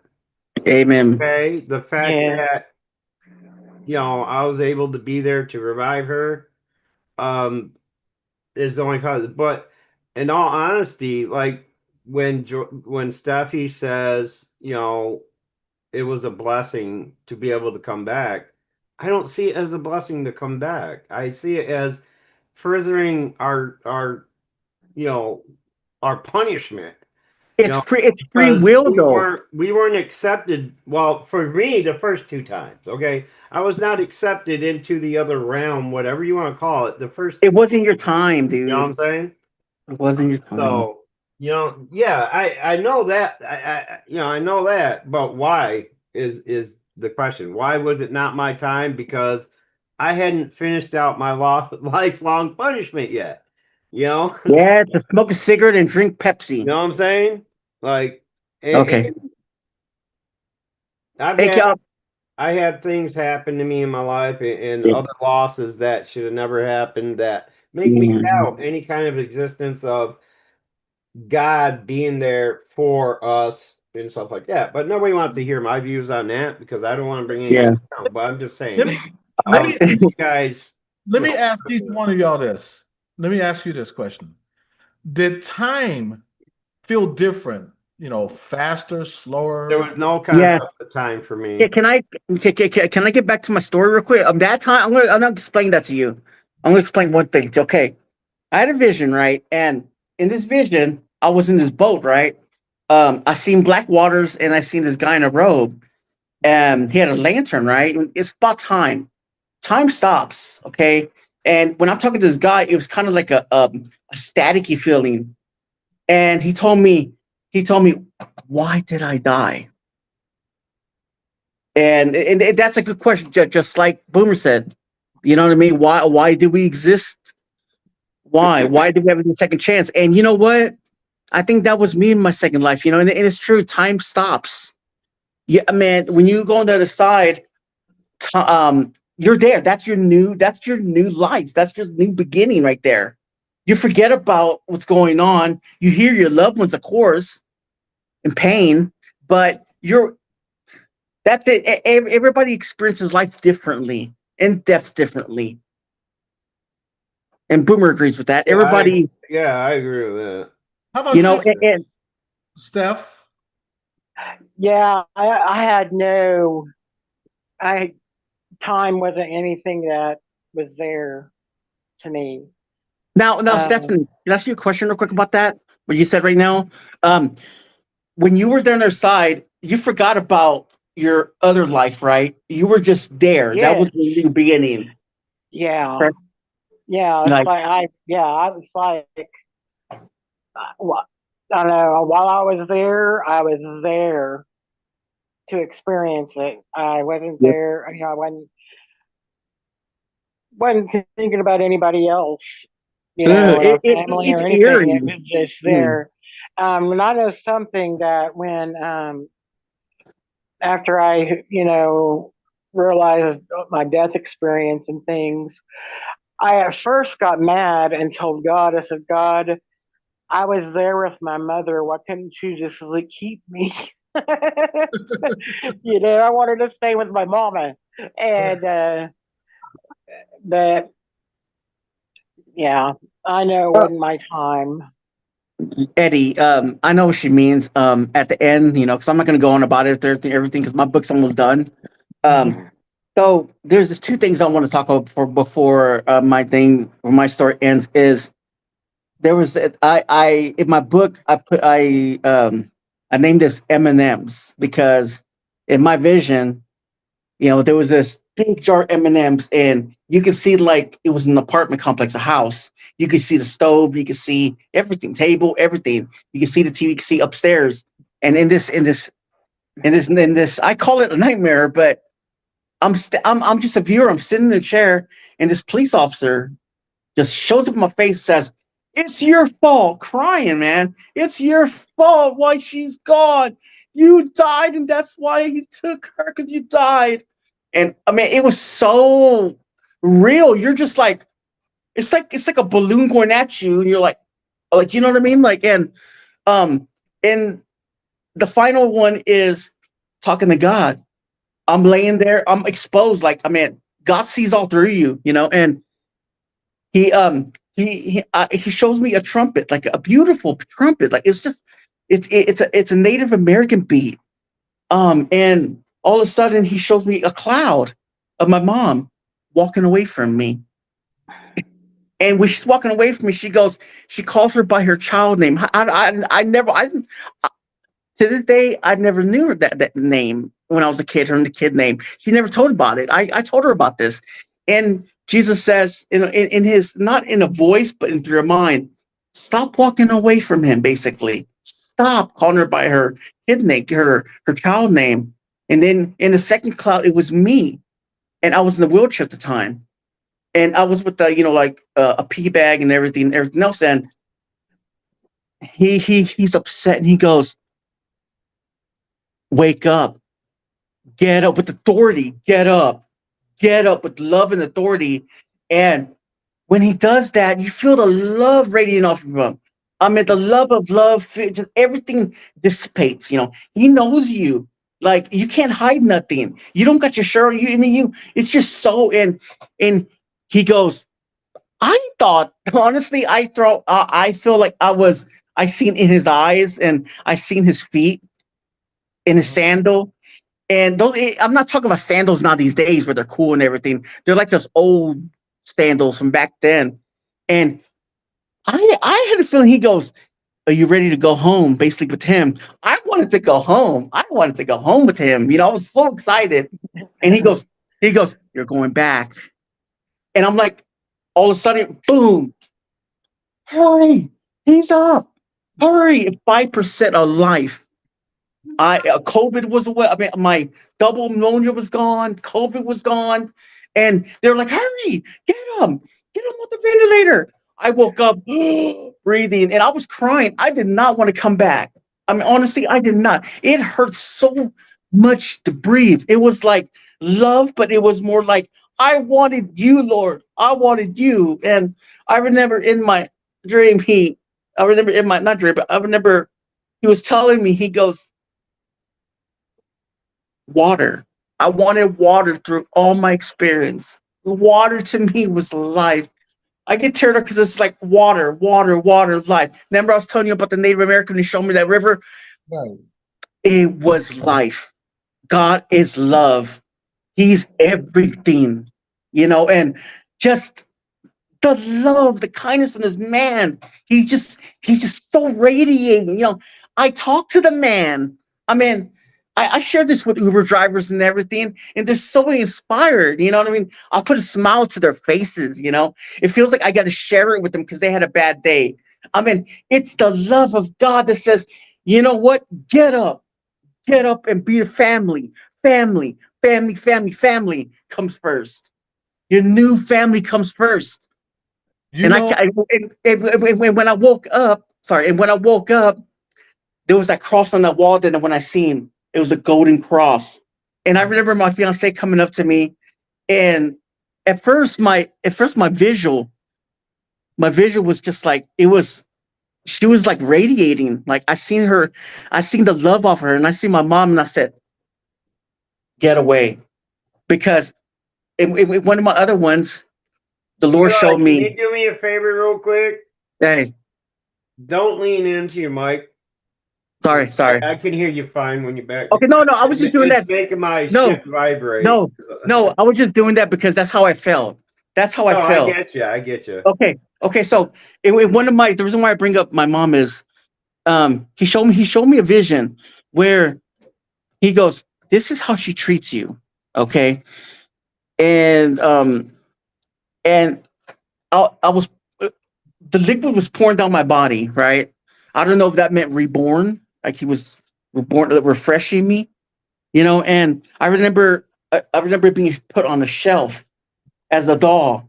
And the point of that was my mom, whenever she uses something, she'll put you back on the shelf. And when she needs something, she'll grab you off the shelf and she uses you. So that was And symbolic for you. it was symbolic, yeah. And that Like was true. you're useful when they need you, but Yep. until then they keep you on the shelf. But the weirdest thing, Boomer, I seen the real her. Oh man, I seen the real her. I seen she uses. Oh my god, Boomer, I just can't explain it. It's it's like how psychics do it, and they're like, and I'm not No, saying I'm I psychic, haven't a but clue. no, I know, but shut up, Boomer. You know what I mean, though. You know how you can feel people's feelings. I mean, that's how I Right. felt from her. Yeah. Even when I woke up, I thought red flag, red flag. I don't want to even be near her, basically. But I didn't want to come back. I did not want to come back, but I did. But I didn't. I was glad I was awake. But I was crying. I cried for a 4 whole month, and I there was one time I was I I was think I was I think Steph wanted to finish her story as oh, I'm well sorry. before Go we ahead. My start bad. My asking bad. questions. My bad. I was just sorry. I was just proving a point that I got you. like Yeah. yeah. Well, go ahead. Go ahead. But yeah, before you do, Steph, I want to say something that James T said that I was already thinking too. James T said people become enthusiastic about their experiences, but they Mhm. forgot or forget that not everyone is required to follow their religion. It's called free will. Yes, I agree. When Yep. that's like having the Holy Ghost in you. When you have an experience where you can say Okay, that now I gotta turn my speakers back up, y'all. uh, when you have Boomer, fucker. I'm sorry. Shit. Eli, when you have I that just turned them experience up. that you spoke to God or vice versa, that God spoke to you, you have that joyful feeling. Yes. I was thinking the exact same thing, and then James T said just that. That's a good experience to have because I would rather have a joyful experience than a scary experience. Right, Yes. right. See, So that's what I was saying earlier. Mine was neither nor. Like mine was just an right. experience. Like there was no joy involved. There was no fear involved. Like Mhm. you know, like there was no concept of time. Right. There was Mm. no like I had like there was no rush of like there was no sense of inner peace, no sense of fear. No, there was nothing. Okay, Hmm. absolute nothing. Just a blackness, and I felt weightless. Like, Hmm. and then when I came back and I felt my weight against the hospital bed, that's when I knew I was back. And Yep. but that's why I was saying, like, is that because that's how I believe things are? It's like, it your So, afterlife starts out as a blank slate, like a chalkboard, mhm. and It's a you willing to can start live, writing Boomer. your own, like you make it up yourself as you go at that point. But yeah, I Yes, but Boomer. also I didn't want to take away from joy again. Sorry, yeah, me too. I was gonna say to you, it's a willing to live because when I woke up, I had to learn how to walk and everything else. That's a willing to live, willing to get back to your life. I know it's hard, but we got to get back to it. So yeah, I'm gonna let joyful Steph continue. I'll mute. And Yeah, then I got other questions for you also, all three of you. Okay. I know, like once I was done at the hospital, I was there 3 weeks. Then, well, at the hospital, I had to learn how to eat again, feed myself and stuff, and went to a physical therapy hospital that was an hour away. And I hated that because no one could come visit me because they all worked, So I felt like I was not there by myself. But it's like I went there and I was able to really receive all of the experience. And I tell you, like every day for 4 days, I would just weep. And it was to where they thought I was depressed, and they sent a psychologist to see me. And so I said, no, I'm not depressed. Um, but I did talk. What was so neat is I talked to this one of the nurses that was with me. Damn it.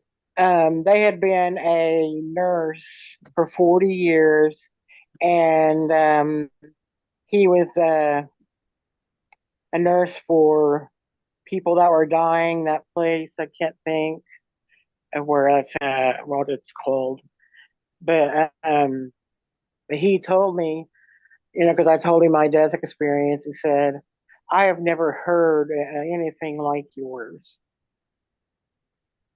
He said, "I've heard good ones." Uh-huh. He said, "But the one," he said, "one that sticks out to him that was really bad Uh-huh. was that this guy died, and immediately these evil beings that were black liquid coming up out of the floor like a scary movie." Let me ask you, uh, and the same question goes to all of you. Were you given a message or a vision or a sense of, like a sense of being? Listen, Well, something that I know one of the reasons I was there, and then at the same time, it's like crazy he would allow me to experience it just for that being one of the reasons is to know how many people love me just by the prayers I heard Right. and things, and that was really overwhelming. Um,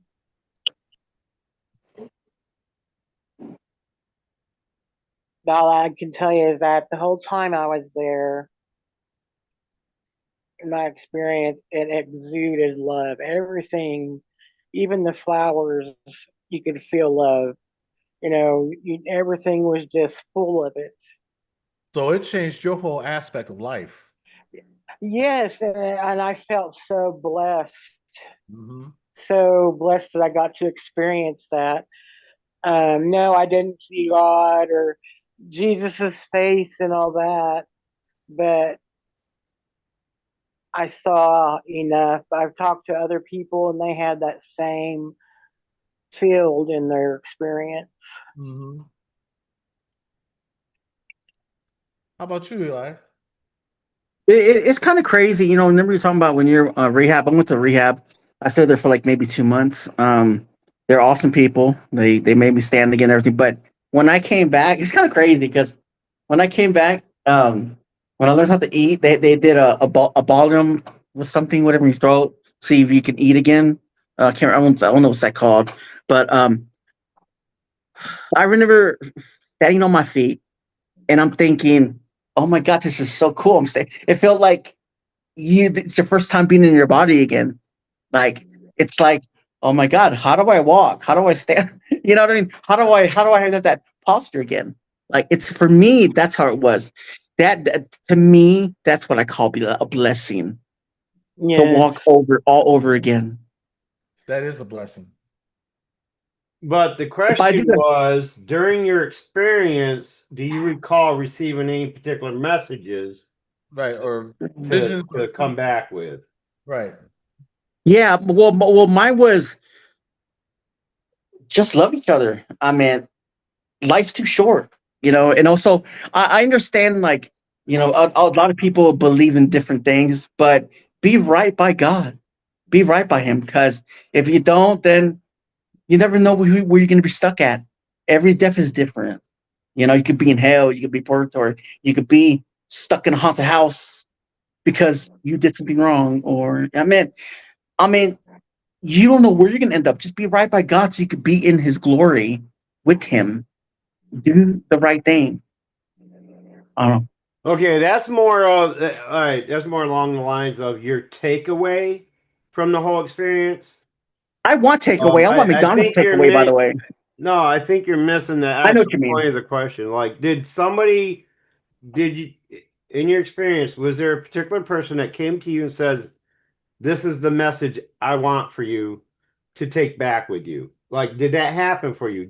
Was there somebody there uh to give you a message? Did you receive an actual message during your experience at all? I think that's what I is did. what you're Right. going for, Eddie. Yeah. Right. Yeah.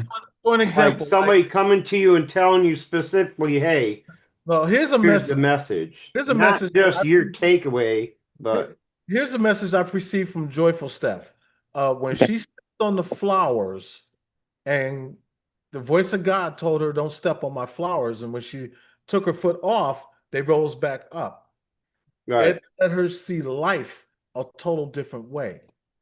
Yeah, Yeah. I know what you mean. Yeah. Well, but okay, I know what you mean. Mine was life, basically. Like all around me, I have, like, what you see. I have water. I have different things. This vision of, loving life more. I mean, basically, Mhm. because I have around me, I have, like, pictures of water and things, like, sort of like I have one in my room.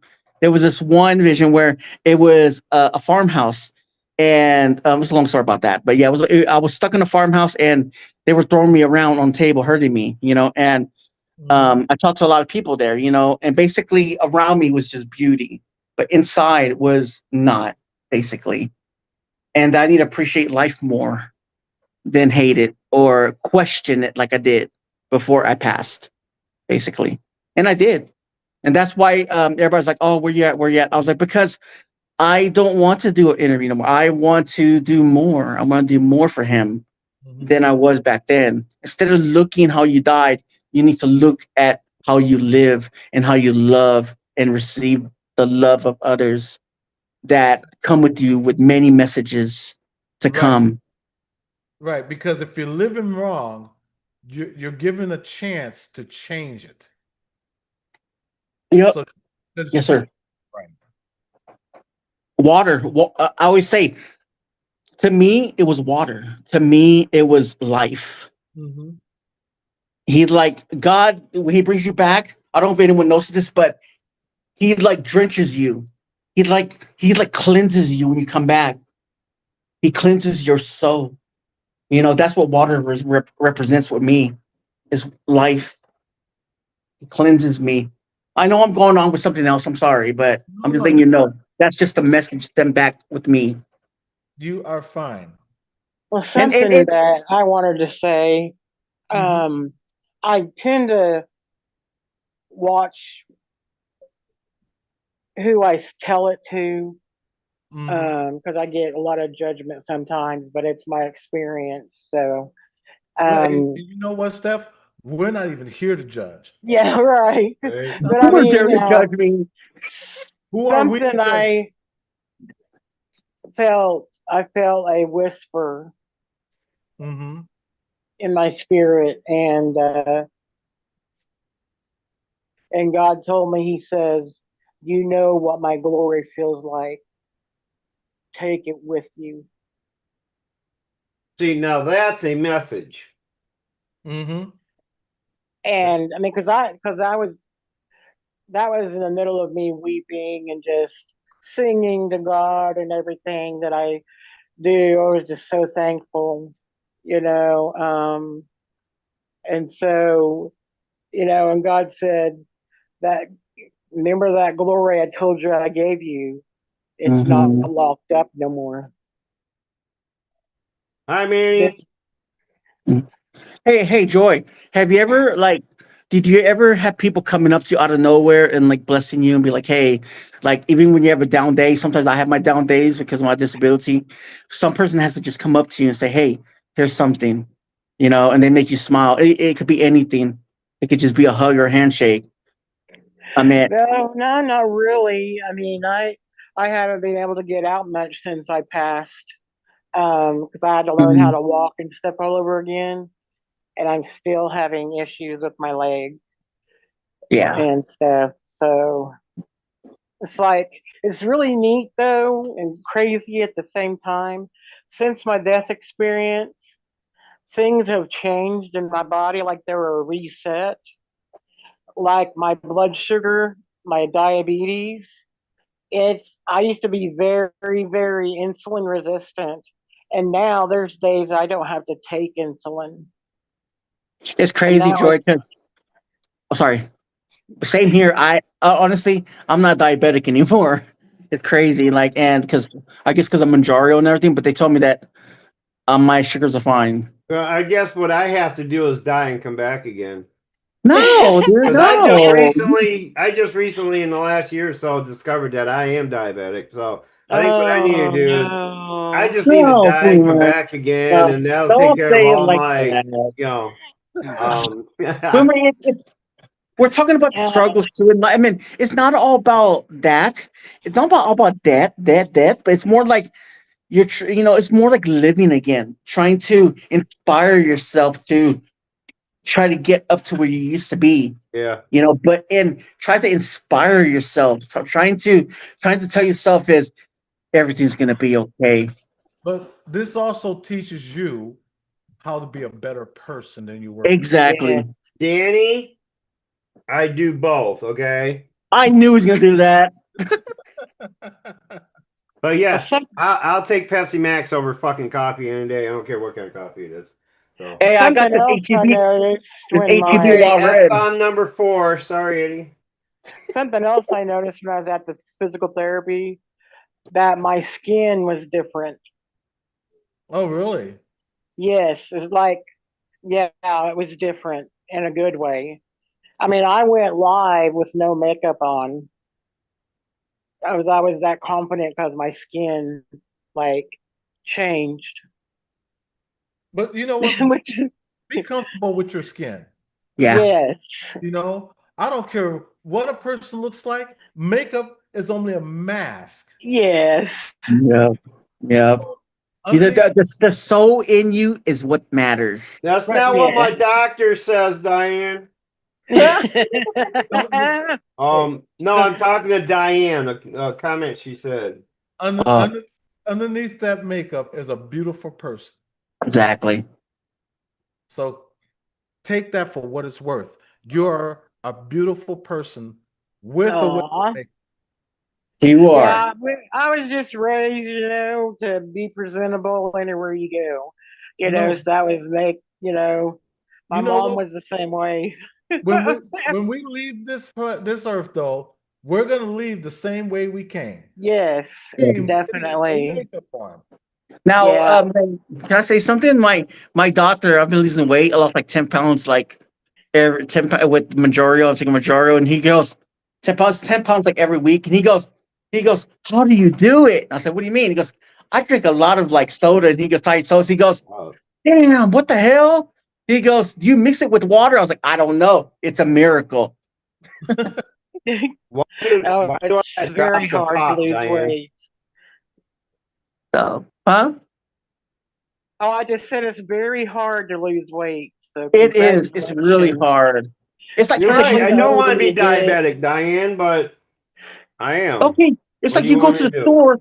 You go to the store and you're like, I want so much of this. When you come home, you're like, what the hell did I just buy? Oh, I missed the one part. What happened? What caused my cardiac arrest and everything? Can't believe forgot to say that. Um, And my they soda found is zero out. sugar, 0 calories. So Thank you. Hold on a second. Glenn Pierce is in the house from the UK. What's Acknowledge good, me. Glenn? How you doing, Glenn? That's my brother from over across the pond. I forgot to mention that what caused my cardiac arrest was my kidneys were shutting down, Oh, I'm sorry. and it made my potassium skyrocket, which made me go into cardiac arrest. Yeah, so am I, Glenn. Glenn said he's type 2. Glenn, Yeah. if you would like to come up here, you more than welcome to come up here. As a matter of fact, I'm gonna put a link in there. If anybody else wants to come up, feel free to come on up. We'd love to have you. We're just talking about um sharing our near-death experiences. It's possible it can be spirit. From what I understand, type 2 can be reversible, but type 1 definitely is not. And if you're type 1, you're most definitely going to end up doing insulin. But type 2s can pretty much manage it with metformin. And it is possible, but not very often. And this is from my doctor, my nutritionist, my pharmacist. Three professionals. Okay, not just somebody on YouTube that thinks they know everything about everything. And Glenn Pierce has put up RIP Sly Stone. Is that true? Let me look that up. Because I know Sly Stone. Did I'm he? sorry your mom called too, Eli. Wow, after this live stream, I'm gonna have to make a call. Um, I did not know. Actually, it's right here. Yeah. Sly Stone passed away. Who? Sly Sylvester? Stone. Sly Stone. Remember Sly and the Family Stone? No. Family affair. Oh, wow. Affair. He just passed away. Oh, wait, no, that's somebody else I'm thinking of. I don't know that one. Wow. Yeah, he just died. I got it right here on my phone. Um, but he just died. Oh, him. Okay, he's another Jimi Hendrix wannabe. Yeah, he was around the time of Jimi Hendrix. That's him with this Yeah. big hair right there. Damn. Um, Look wow. like who's that? Uh oh, I can't Thanks, Glenn, remember. for telling me that. I did not know. And that's Dance. probably why I'm getting all these pages on my phone. Yep. People telling me now. Dance to the music. That's Sly. Yeah. Oh, I never knew that. I know that song. Yeah. Thanks, Glenn. Boo. Yeah, here's Terry Troutman. Everybody's letting me know. Yeah. Jeez. I got people calling me right now telling me, hey, did you hear about Sly? I'll Well, text if you them. can't be yourself, who else can you be, Patty? Yeah, I'm sorry about that. Sly Stone is somebody I knew personally. It's just blows me away. Oh, is he one you used to play with back No, in the day, but or when I was playing with Zap, oh, okay, Sly Stone more than once, and sat okay, and talked with him. right. Like Glenn said, Wow, he was a funk master. wow, Yes, he was, and he's gonna be so missed. wow. Wow, thank you, Glenn. Yeah, see, I lost track of all those the oldies ones that, I would just listen to them on the radio and not really, pay much attention to who the group is or anything. I liked the music. I listened to it and I was like, yeah, it's good music. And then, you know, Wow, man, that kind of hits me hard right there. Yeah, he was 82 years young. wow. I mean, he lived a good life, but the majority of his life after that, he was Dude, involved. don't say that. My parents just turned 82. Well, my mom's 82 right now. and she's still walking, thank goodness. But Yep. he went through a lot in his life, and in the early '90s, he moved into his van and basically lived in his van. Well, heroin will do that to you. Oh Yeah, wait, no, that was Jimi Hendrix. I'm sorry. yeah. Sly Stone lived in his van, and he stayed in his van all the way up to his passing. Wow. Oh, But he left a legacy. He left us a legacy. So yeah. I'll be getting in touch with his people later today. I love that. I love that song. Dance to the music. Yeah. You could probably do it better than I do. But I'm just saying, I know it as soon as Glenn typed it in there, I knew who they were talking about. Yeah. Thank you, Glenn, for telling me that because I was wondering why my phone was sitting here blowing up for the longest since this afternoon, and now I know why. Everybody's telling me. Hey, Boomer, did Yes, your ma'am. did your doctor happen to mention the Dexcom 7? A what? Dexcom 7, DEXCOM number 7. It's Not a that I can recall. it changed my life I having asked her about it diabetes. next time I see her. I think I have another appointment with her in July, if I Yeah, remember. the you have a deal you put in your arm, keep it on there, and until it's done, your receiver will tell you, it will let you know when your blood sugar is high and when it's Oh, it's low. the things you put in your arm? Yes, No, yes. they won't. I go through the VA. They won't cover those. Well, if you Yeah. go online, you can get those free.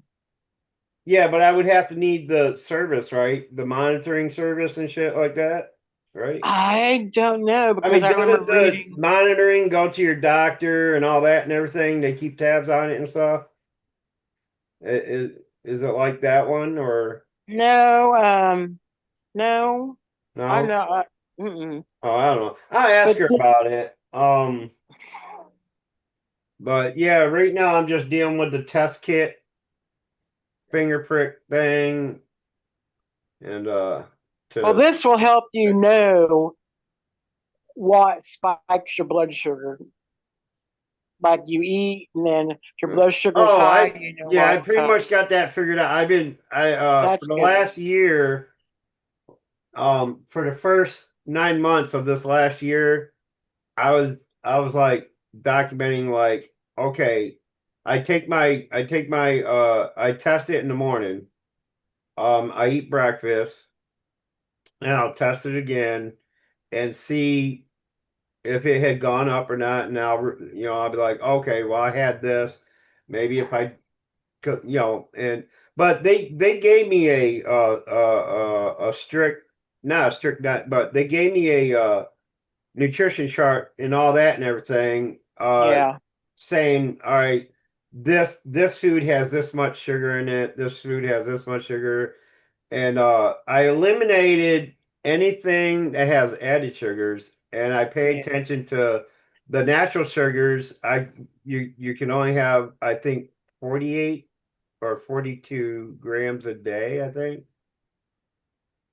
or a meal. I don't know, something like that. Hello, But AL anyway, I got Center. a chart somewhere about it, and yeah, so I do it the old school way. well, I wasn't for sure where you were at or how long you've known. So, but I've I only like known for about a year now. okay. Um, I found out when and I was when in I my found twenties. out when they my first test, my uh what is it, ALC or Yeah, if AC A1C. or whatever the hell it is, was 10.6 or something, like 10 point something. Oh yeah, And then they put me on the metformin, and I eliminated a lot of things in my diet, like the sugary snacks and things like that. I yeah. went to zero sugar stuff from that since then. And the last I was there was, I think, February. Was the last time I was tested at the VA, and it was 5.8 or something like that, somewhere That's not in that bad. area. Hello, So David it Embry. dropped to half. So Would anybody else I'm like to doing come good, up? you know. That's um, good. with it as far as it. And my sugar count averages between like 280 and 190 in that range. Yeah. Oh, she said they can change my dosage one more time.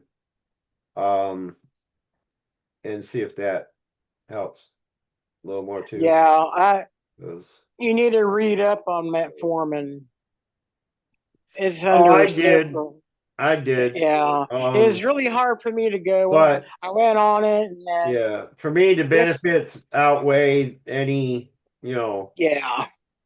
possible, but Yeah. it's the other I stuff that I told understand. them I wasn't going to take anymore, and I still have some left over. The pain medicine they give me, the um, James, have a sedative. good night, sir, Mhm. and good day. Thank you so much for coming in. I'm only going to be on for another 10 Mhm. minutes. Oh, gabapentin. My neurologist prescribed me gabapentin. I told her, I says, I started taking it. It made me feel like, Yes. it Yeah, it that didn't went really bad. work. And so, Yeah. but when my nerve pain gets at its highest, maybe I'll take one before I go to sleep or something. Get some But frankincense oil. That's great for yeah, neuropathy. right. Yeah. And peppermint oil. Oh yeah, I use peppermint oil. Well, I used to until I ran out and haven't thought to get more, but yeah, I do that. David, I like how are you doing doing? home remedies if they work. I try a lot of home Yes. remedies, and Yeah. if they work, I use it. So sorry, Eddie. No, Didn't you mean guys to. are fine. I thank you both, so and especially Eli, if you're still here, I thank you guys so much for sharing your stories because I think your stories need to be heard because I feel that when you have an experience like that, the outcome is what I look at, Yes. how you are Right. now, because it changes you from what you were before, There you go, Yes. Glenn. you know, I and can't and drink beer, but and some people it changes differently, you know, but not everybody's experience is the same. Not right. everybody will hear God talk to them. Yeah. Everybody sees something totally Yeah, different, and but the that's outcome. why I said that I think the difference depends on who you are and what your beliefs are in the first place. Like, if you're a believer the way you two are, you enjoy, Mhm. when you have an experience like that, yeah, naturally you're gonna like have an experience where you're speaking to, God speaking to you, or Jesus, or a past loved one speaking to you. See, I didn't grow up that way. I didn't, I stopped going to Bible school when I was 12 years old. I told my mom, I ain't doing it no more. I'm not going to church. I don't believe in this stuff, Yeah. believe that we have a creator, yes, but I don't believe he's up there looking down on us, watching over us. That's what we have angels for, okay? That's what we have spirit guides for, okay? So I don't believe I put it in this concept, all right? God is like the CEO of a company. He created it, he started it, now he's sitting back watching the money roll in, meaning spirits, okay? Glenn, Um, Glenn, I would have that's how loved I for you view to it. come That's up. the kind, I would have loved. um, Glenn said the paramedics brought him back to when he first had his first heart attack at the age of 45. I would have loved to hear your story, Glenn. I had my If you first want one to at come up, you can 35. if you want to come up, I would like to hear it. Let me know and I'll send you a link. I would like to hear your story before I step down. Yeah, there's a reverend that's on YouTube. Had a motorcycle wreck, was thrown like, oh man, I don't know how far up. But he landed on the road with his head. He died 26 minutes and he come back to life. Wow. And he saw some stuff. He was in God's throne room. Mm. See, we almost lost Jen. Uh, Oh, Jen, when she was having, which one was it, Tony, babe? When she was having Tony, her placenta came out first, oh, and then Tony, and, and it blood clotted, and oh my God, I think I have to call me back on. But yeah, Jen had to get 2 units of blood. mm, And so, yeah, we almost lost her. We also almost lost Tony to spinal meningitis, wasn't it? He had spinal meningitis when oh my. he was what? 3 months old. And so we almost lost Tony. So they are blessings, Yes. you know. And this is what, and I tell people, never take the day for granted. Don't, you know, when you see a day like today, whether it's rainy or sunshine, appreciate it Much because love, Danny. it- you're only given one life.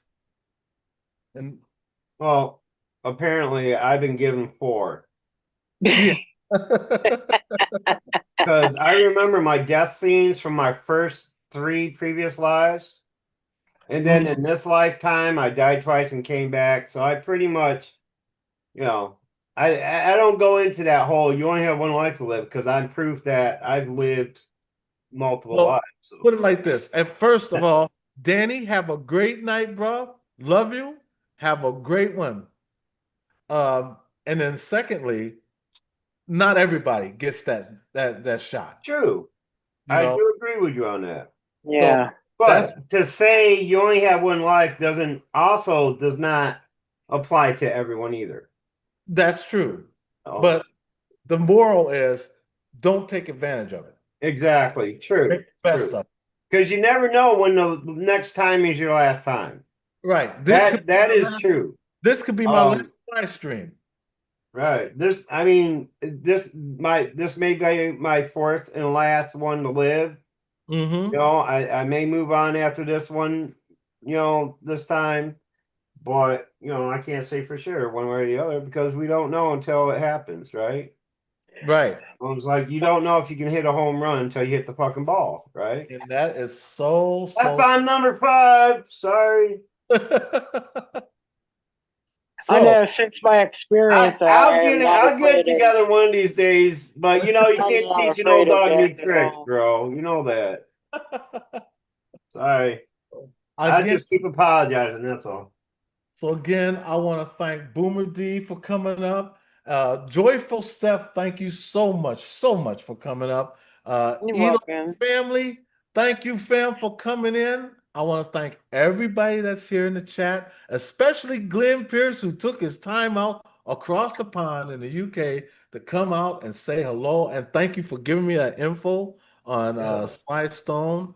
Um, thank It's you, little. always good support. Thank you for your condolences, but he's in a better place now. 82 years young. You never know when his time is Right. up, and that's why I I tell tell you. you, you surprise me on a daily. Every time we get together, like there's somebody that I had forgotten all about in the music industry years ago Mhm. that you'll mention you actually personally know. I'm jealous, man. Like I envy you. Like these people, I'm like, who the hell is that? And then you mention the song. I'm like, oh my God, that guy really? You knew him? Yeah. It's like, damn it, Eddie.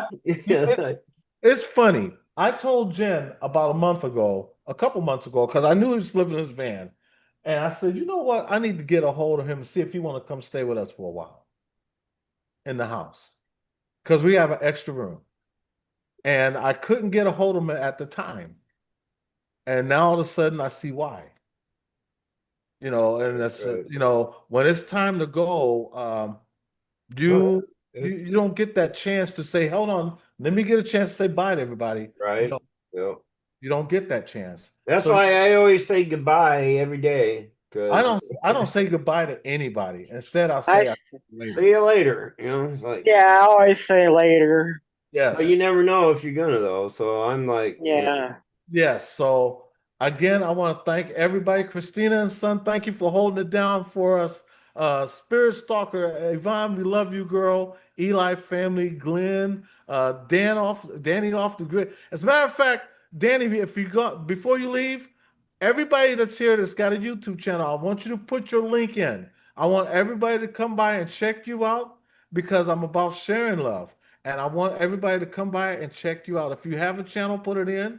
Love to have you do just that. James T, if you're still here, thank you. David Hembry, thank you. A.L. Skinner, Little Patty, thank you so much for being here. Anybody that I missed, Diane G, thank you. And if I missed anybody, I do apologize. Please forgive me. I love you guys. And this meant the world to me. And I hope that you learn something from this. You know, this is not where I put people on a, you know, I don't blaspheme nobody. I just want people to understand that the two things is guaranteed in this world is life and death is definitely guaranteed. Yep. You know, so make the best of your life because you only have one. Make the best of it. And before he cuts us off here, I do have to acknowledge that I want to let everybody in the audience know, no, Eddie and I do not coordinate our attire beforehand. It just happens like that. Okay. It happened the other night.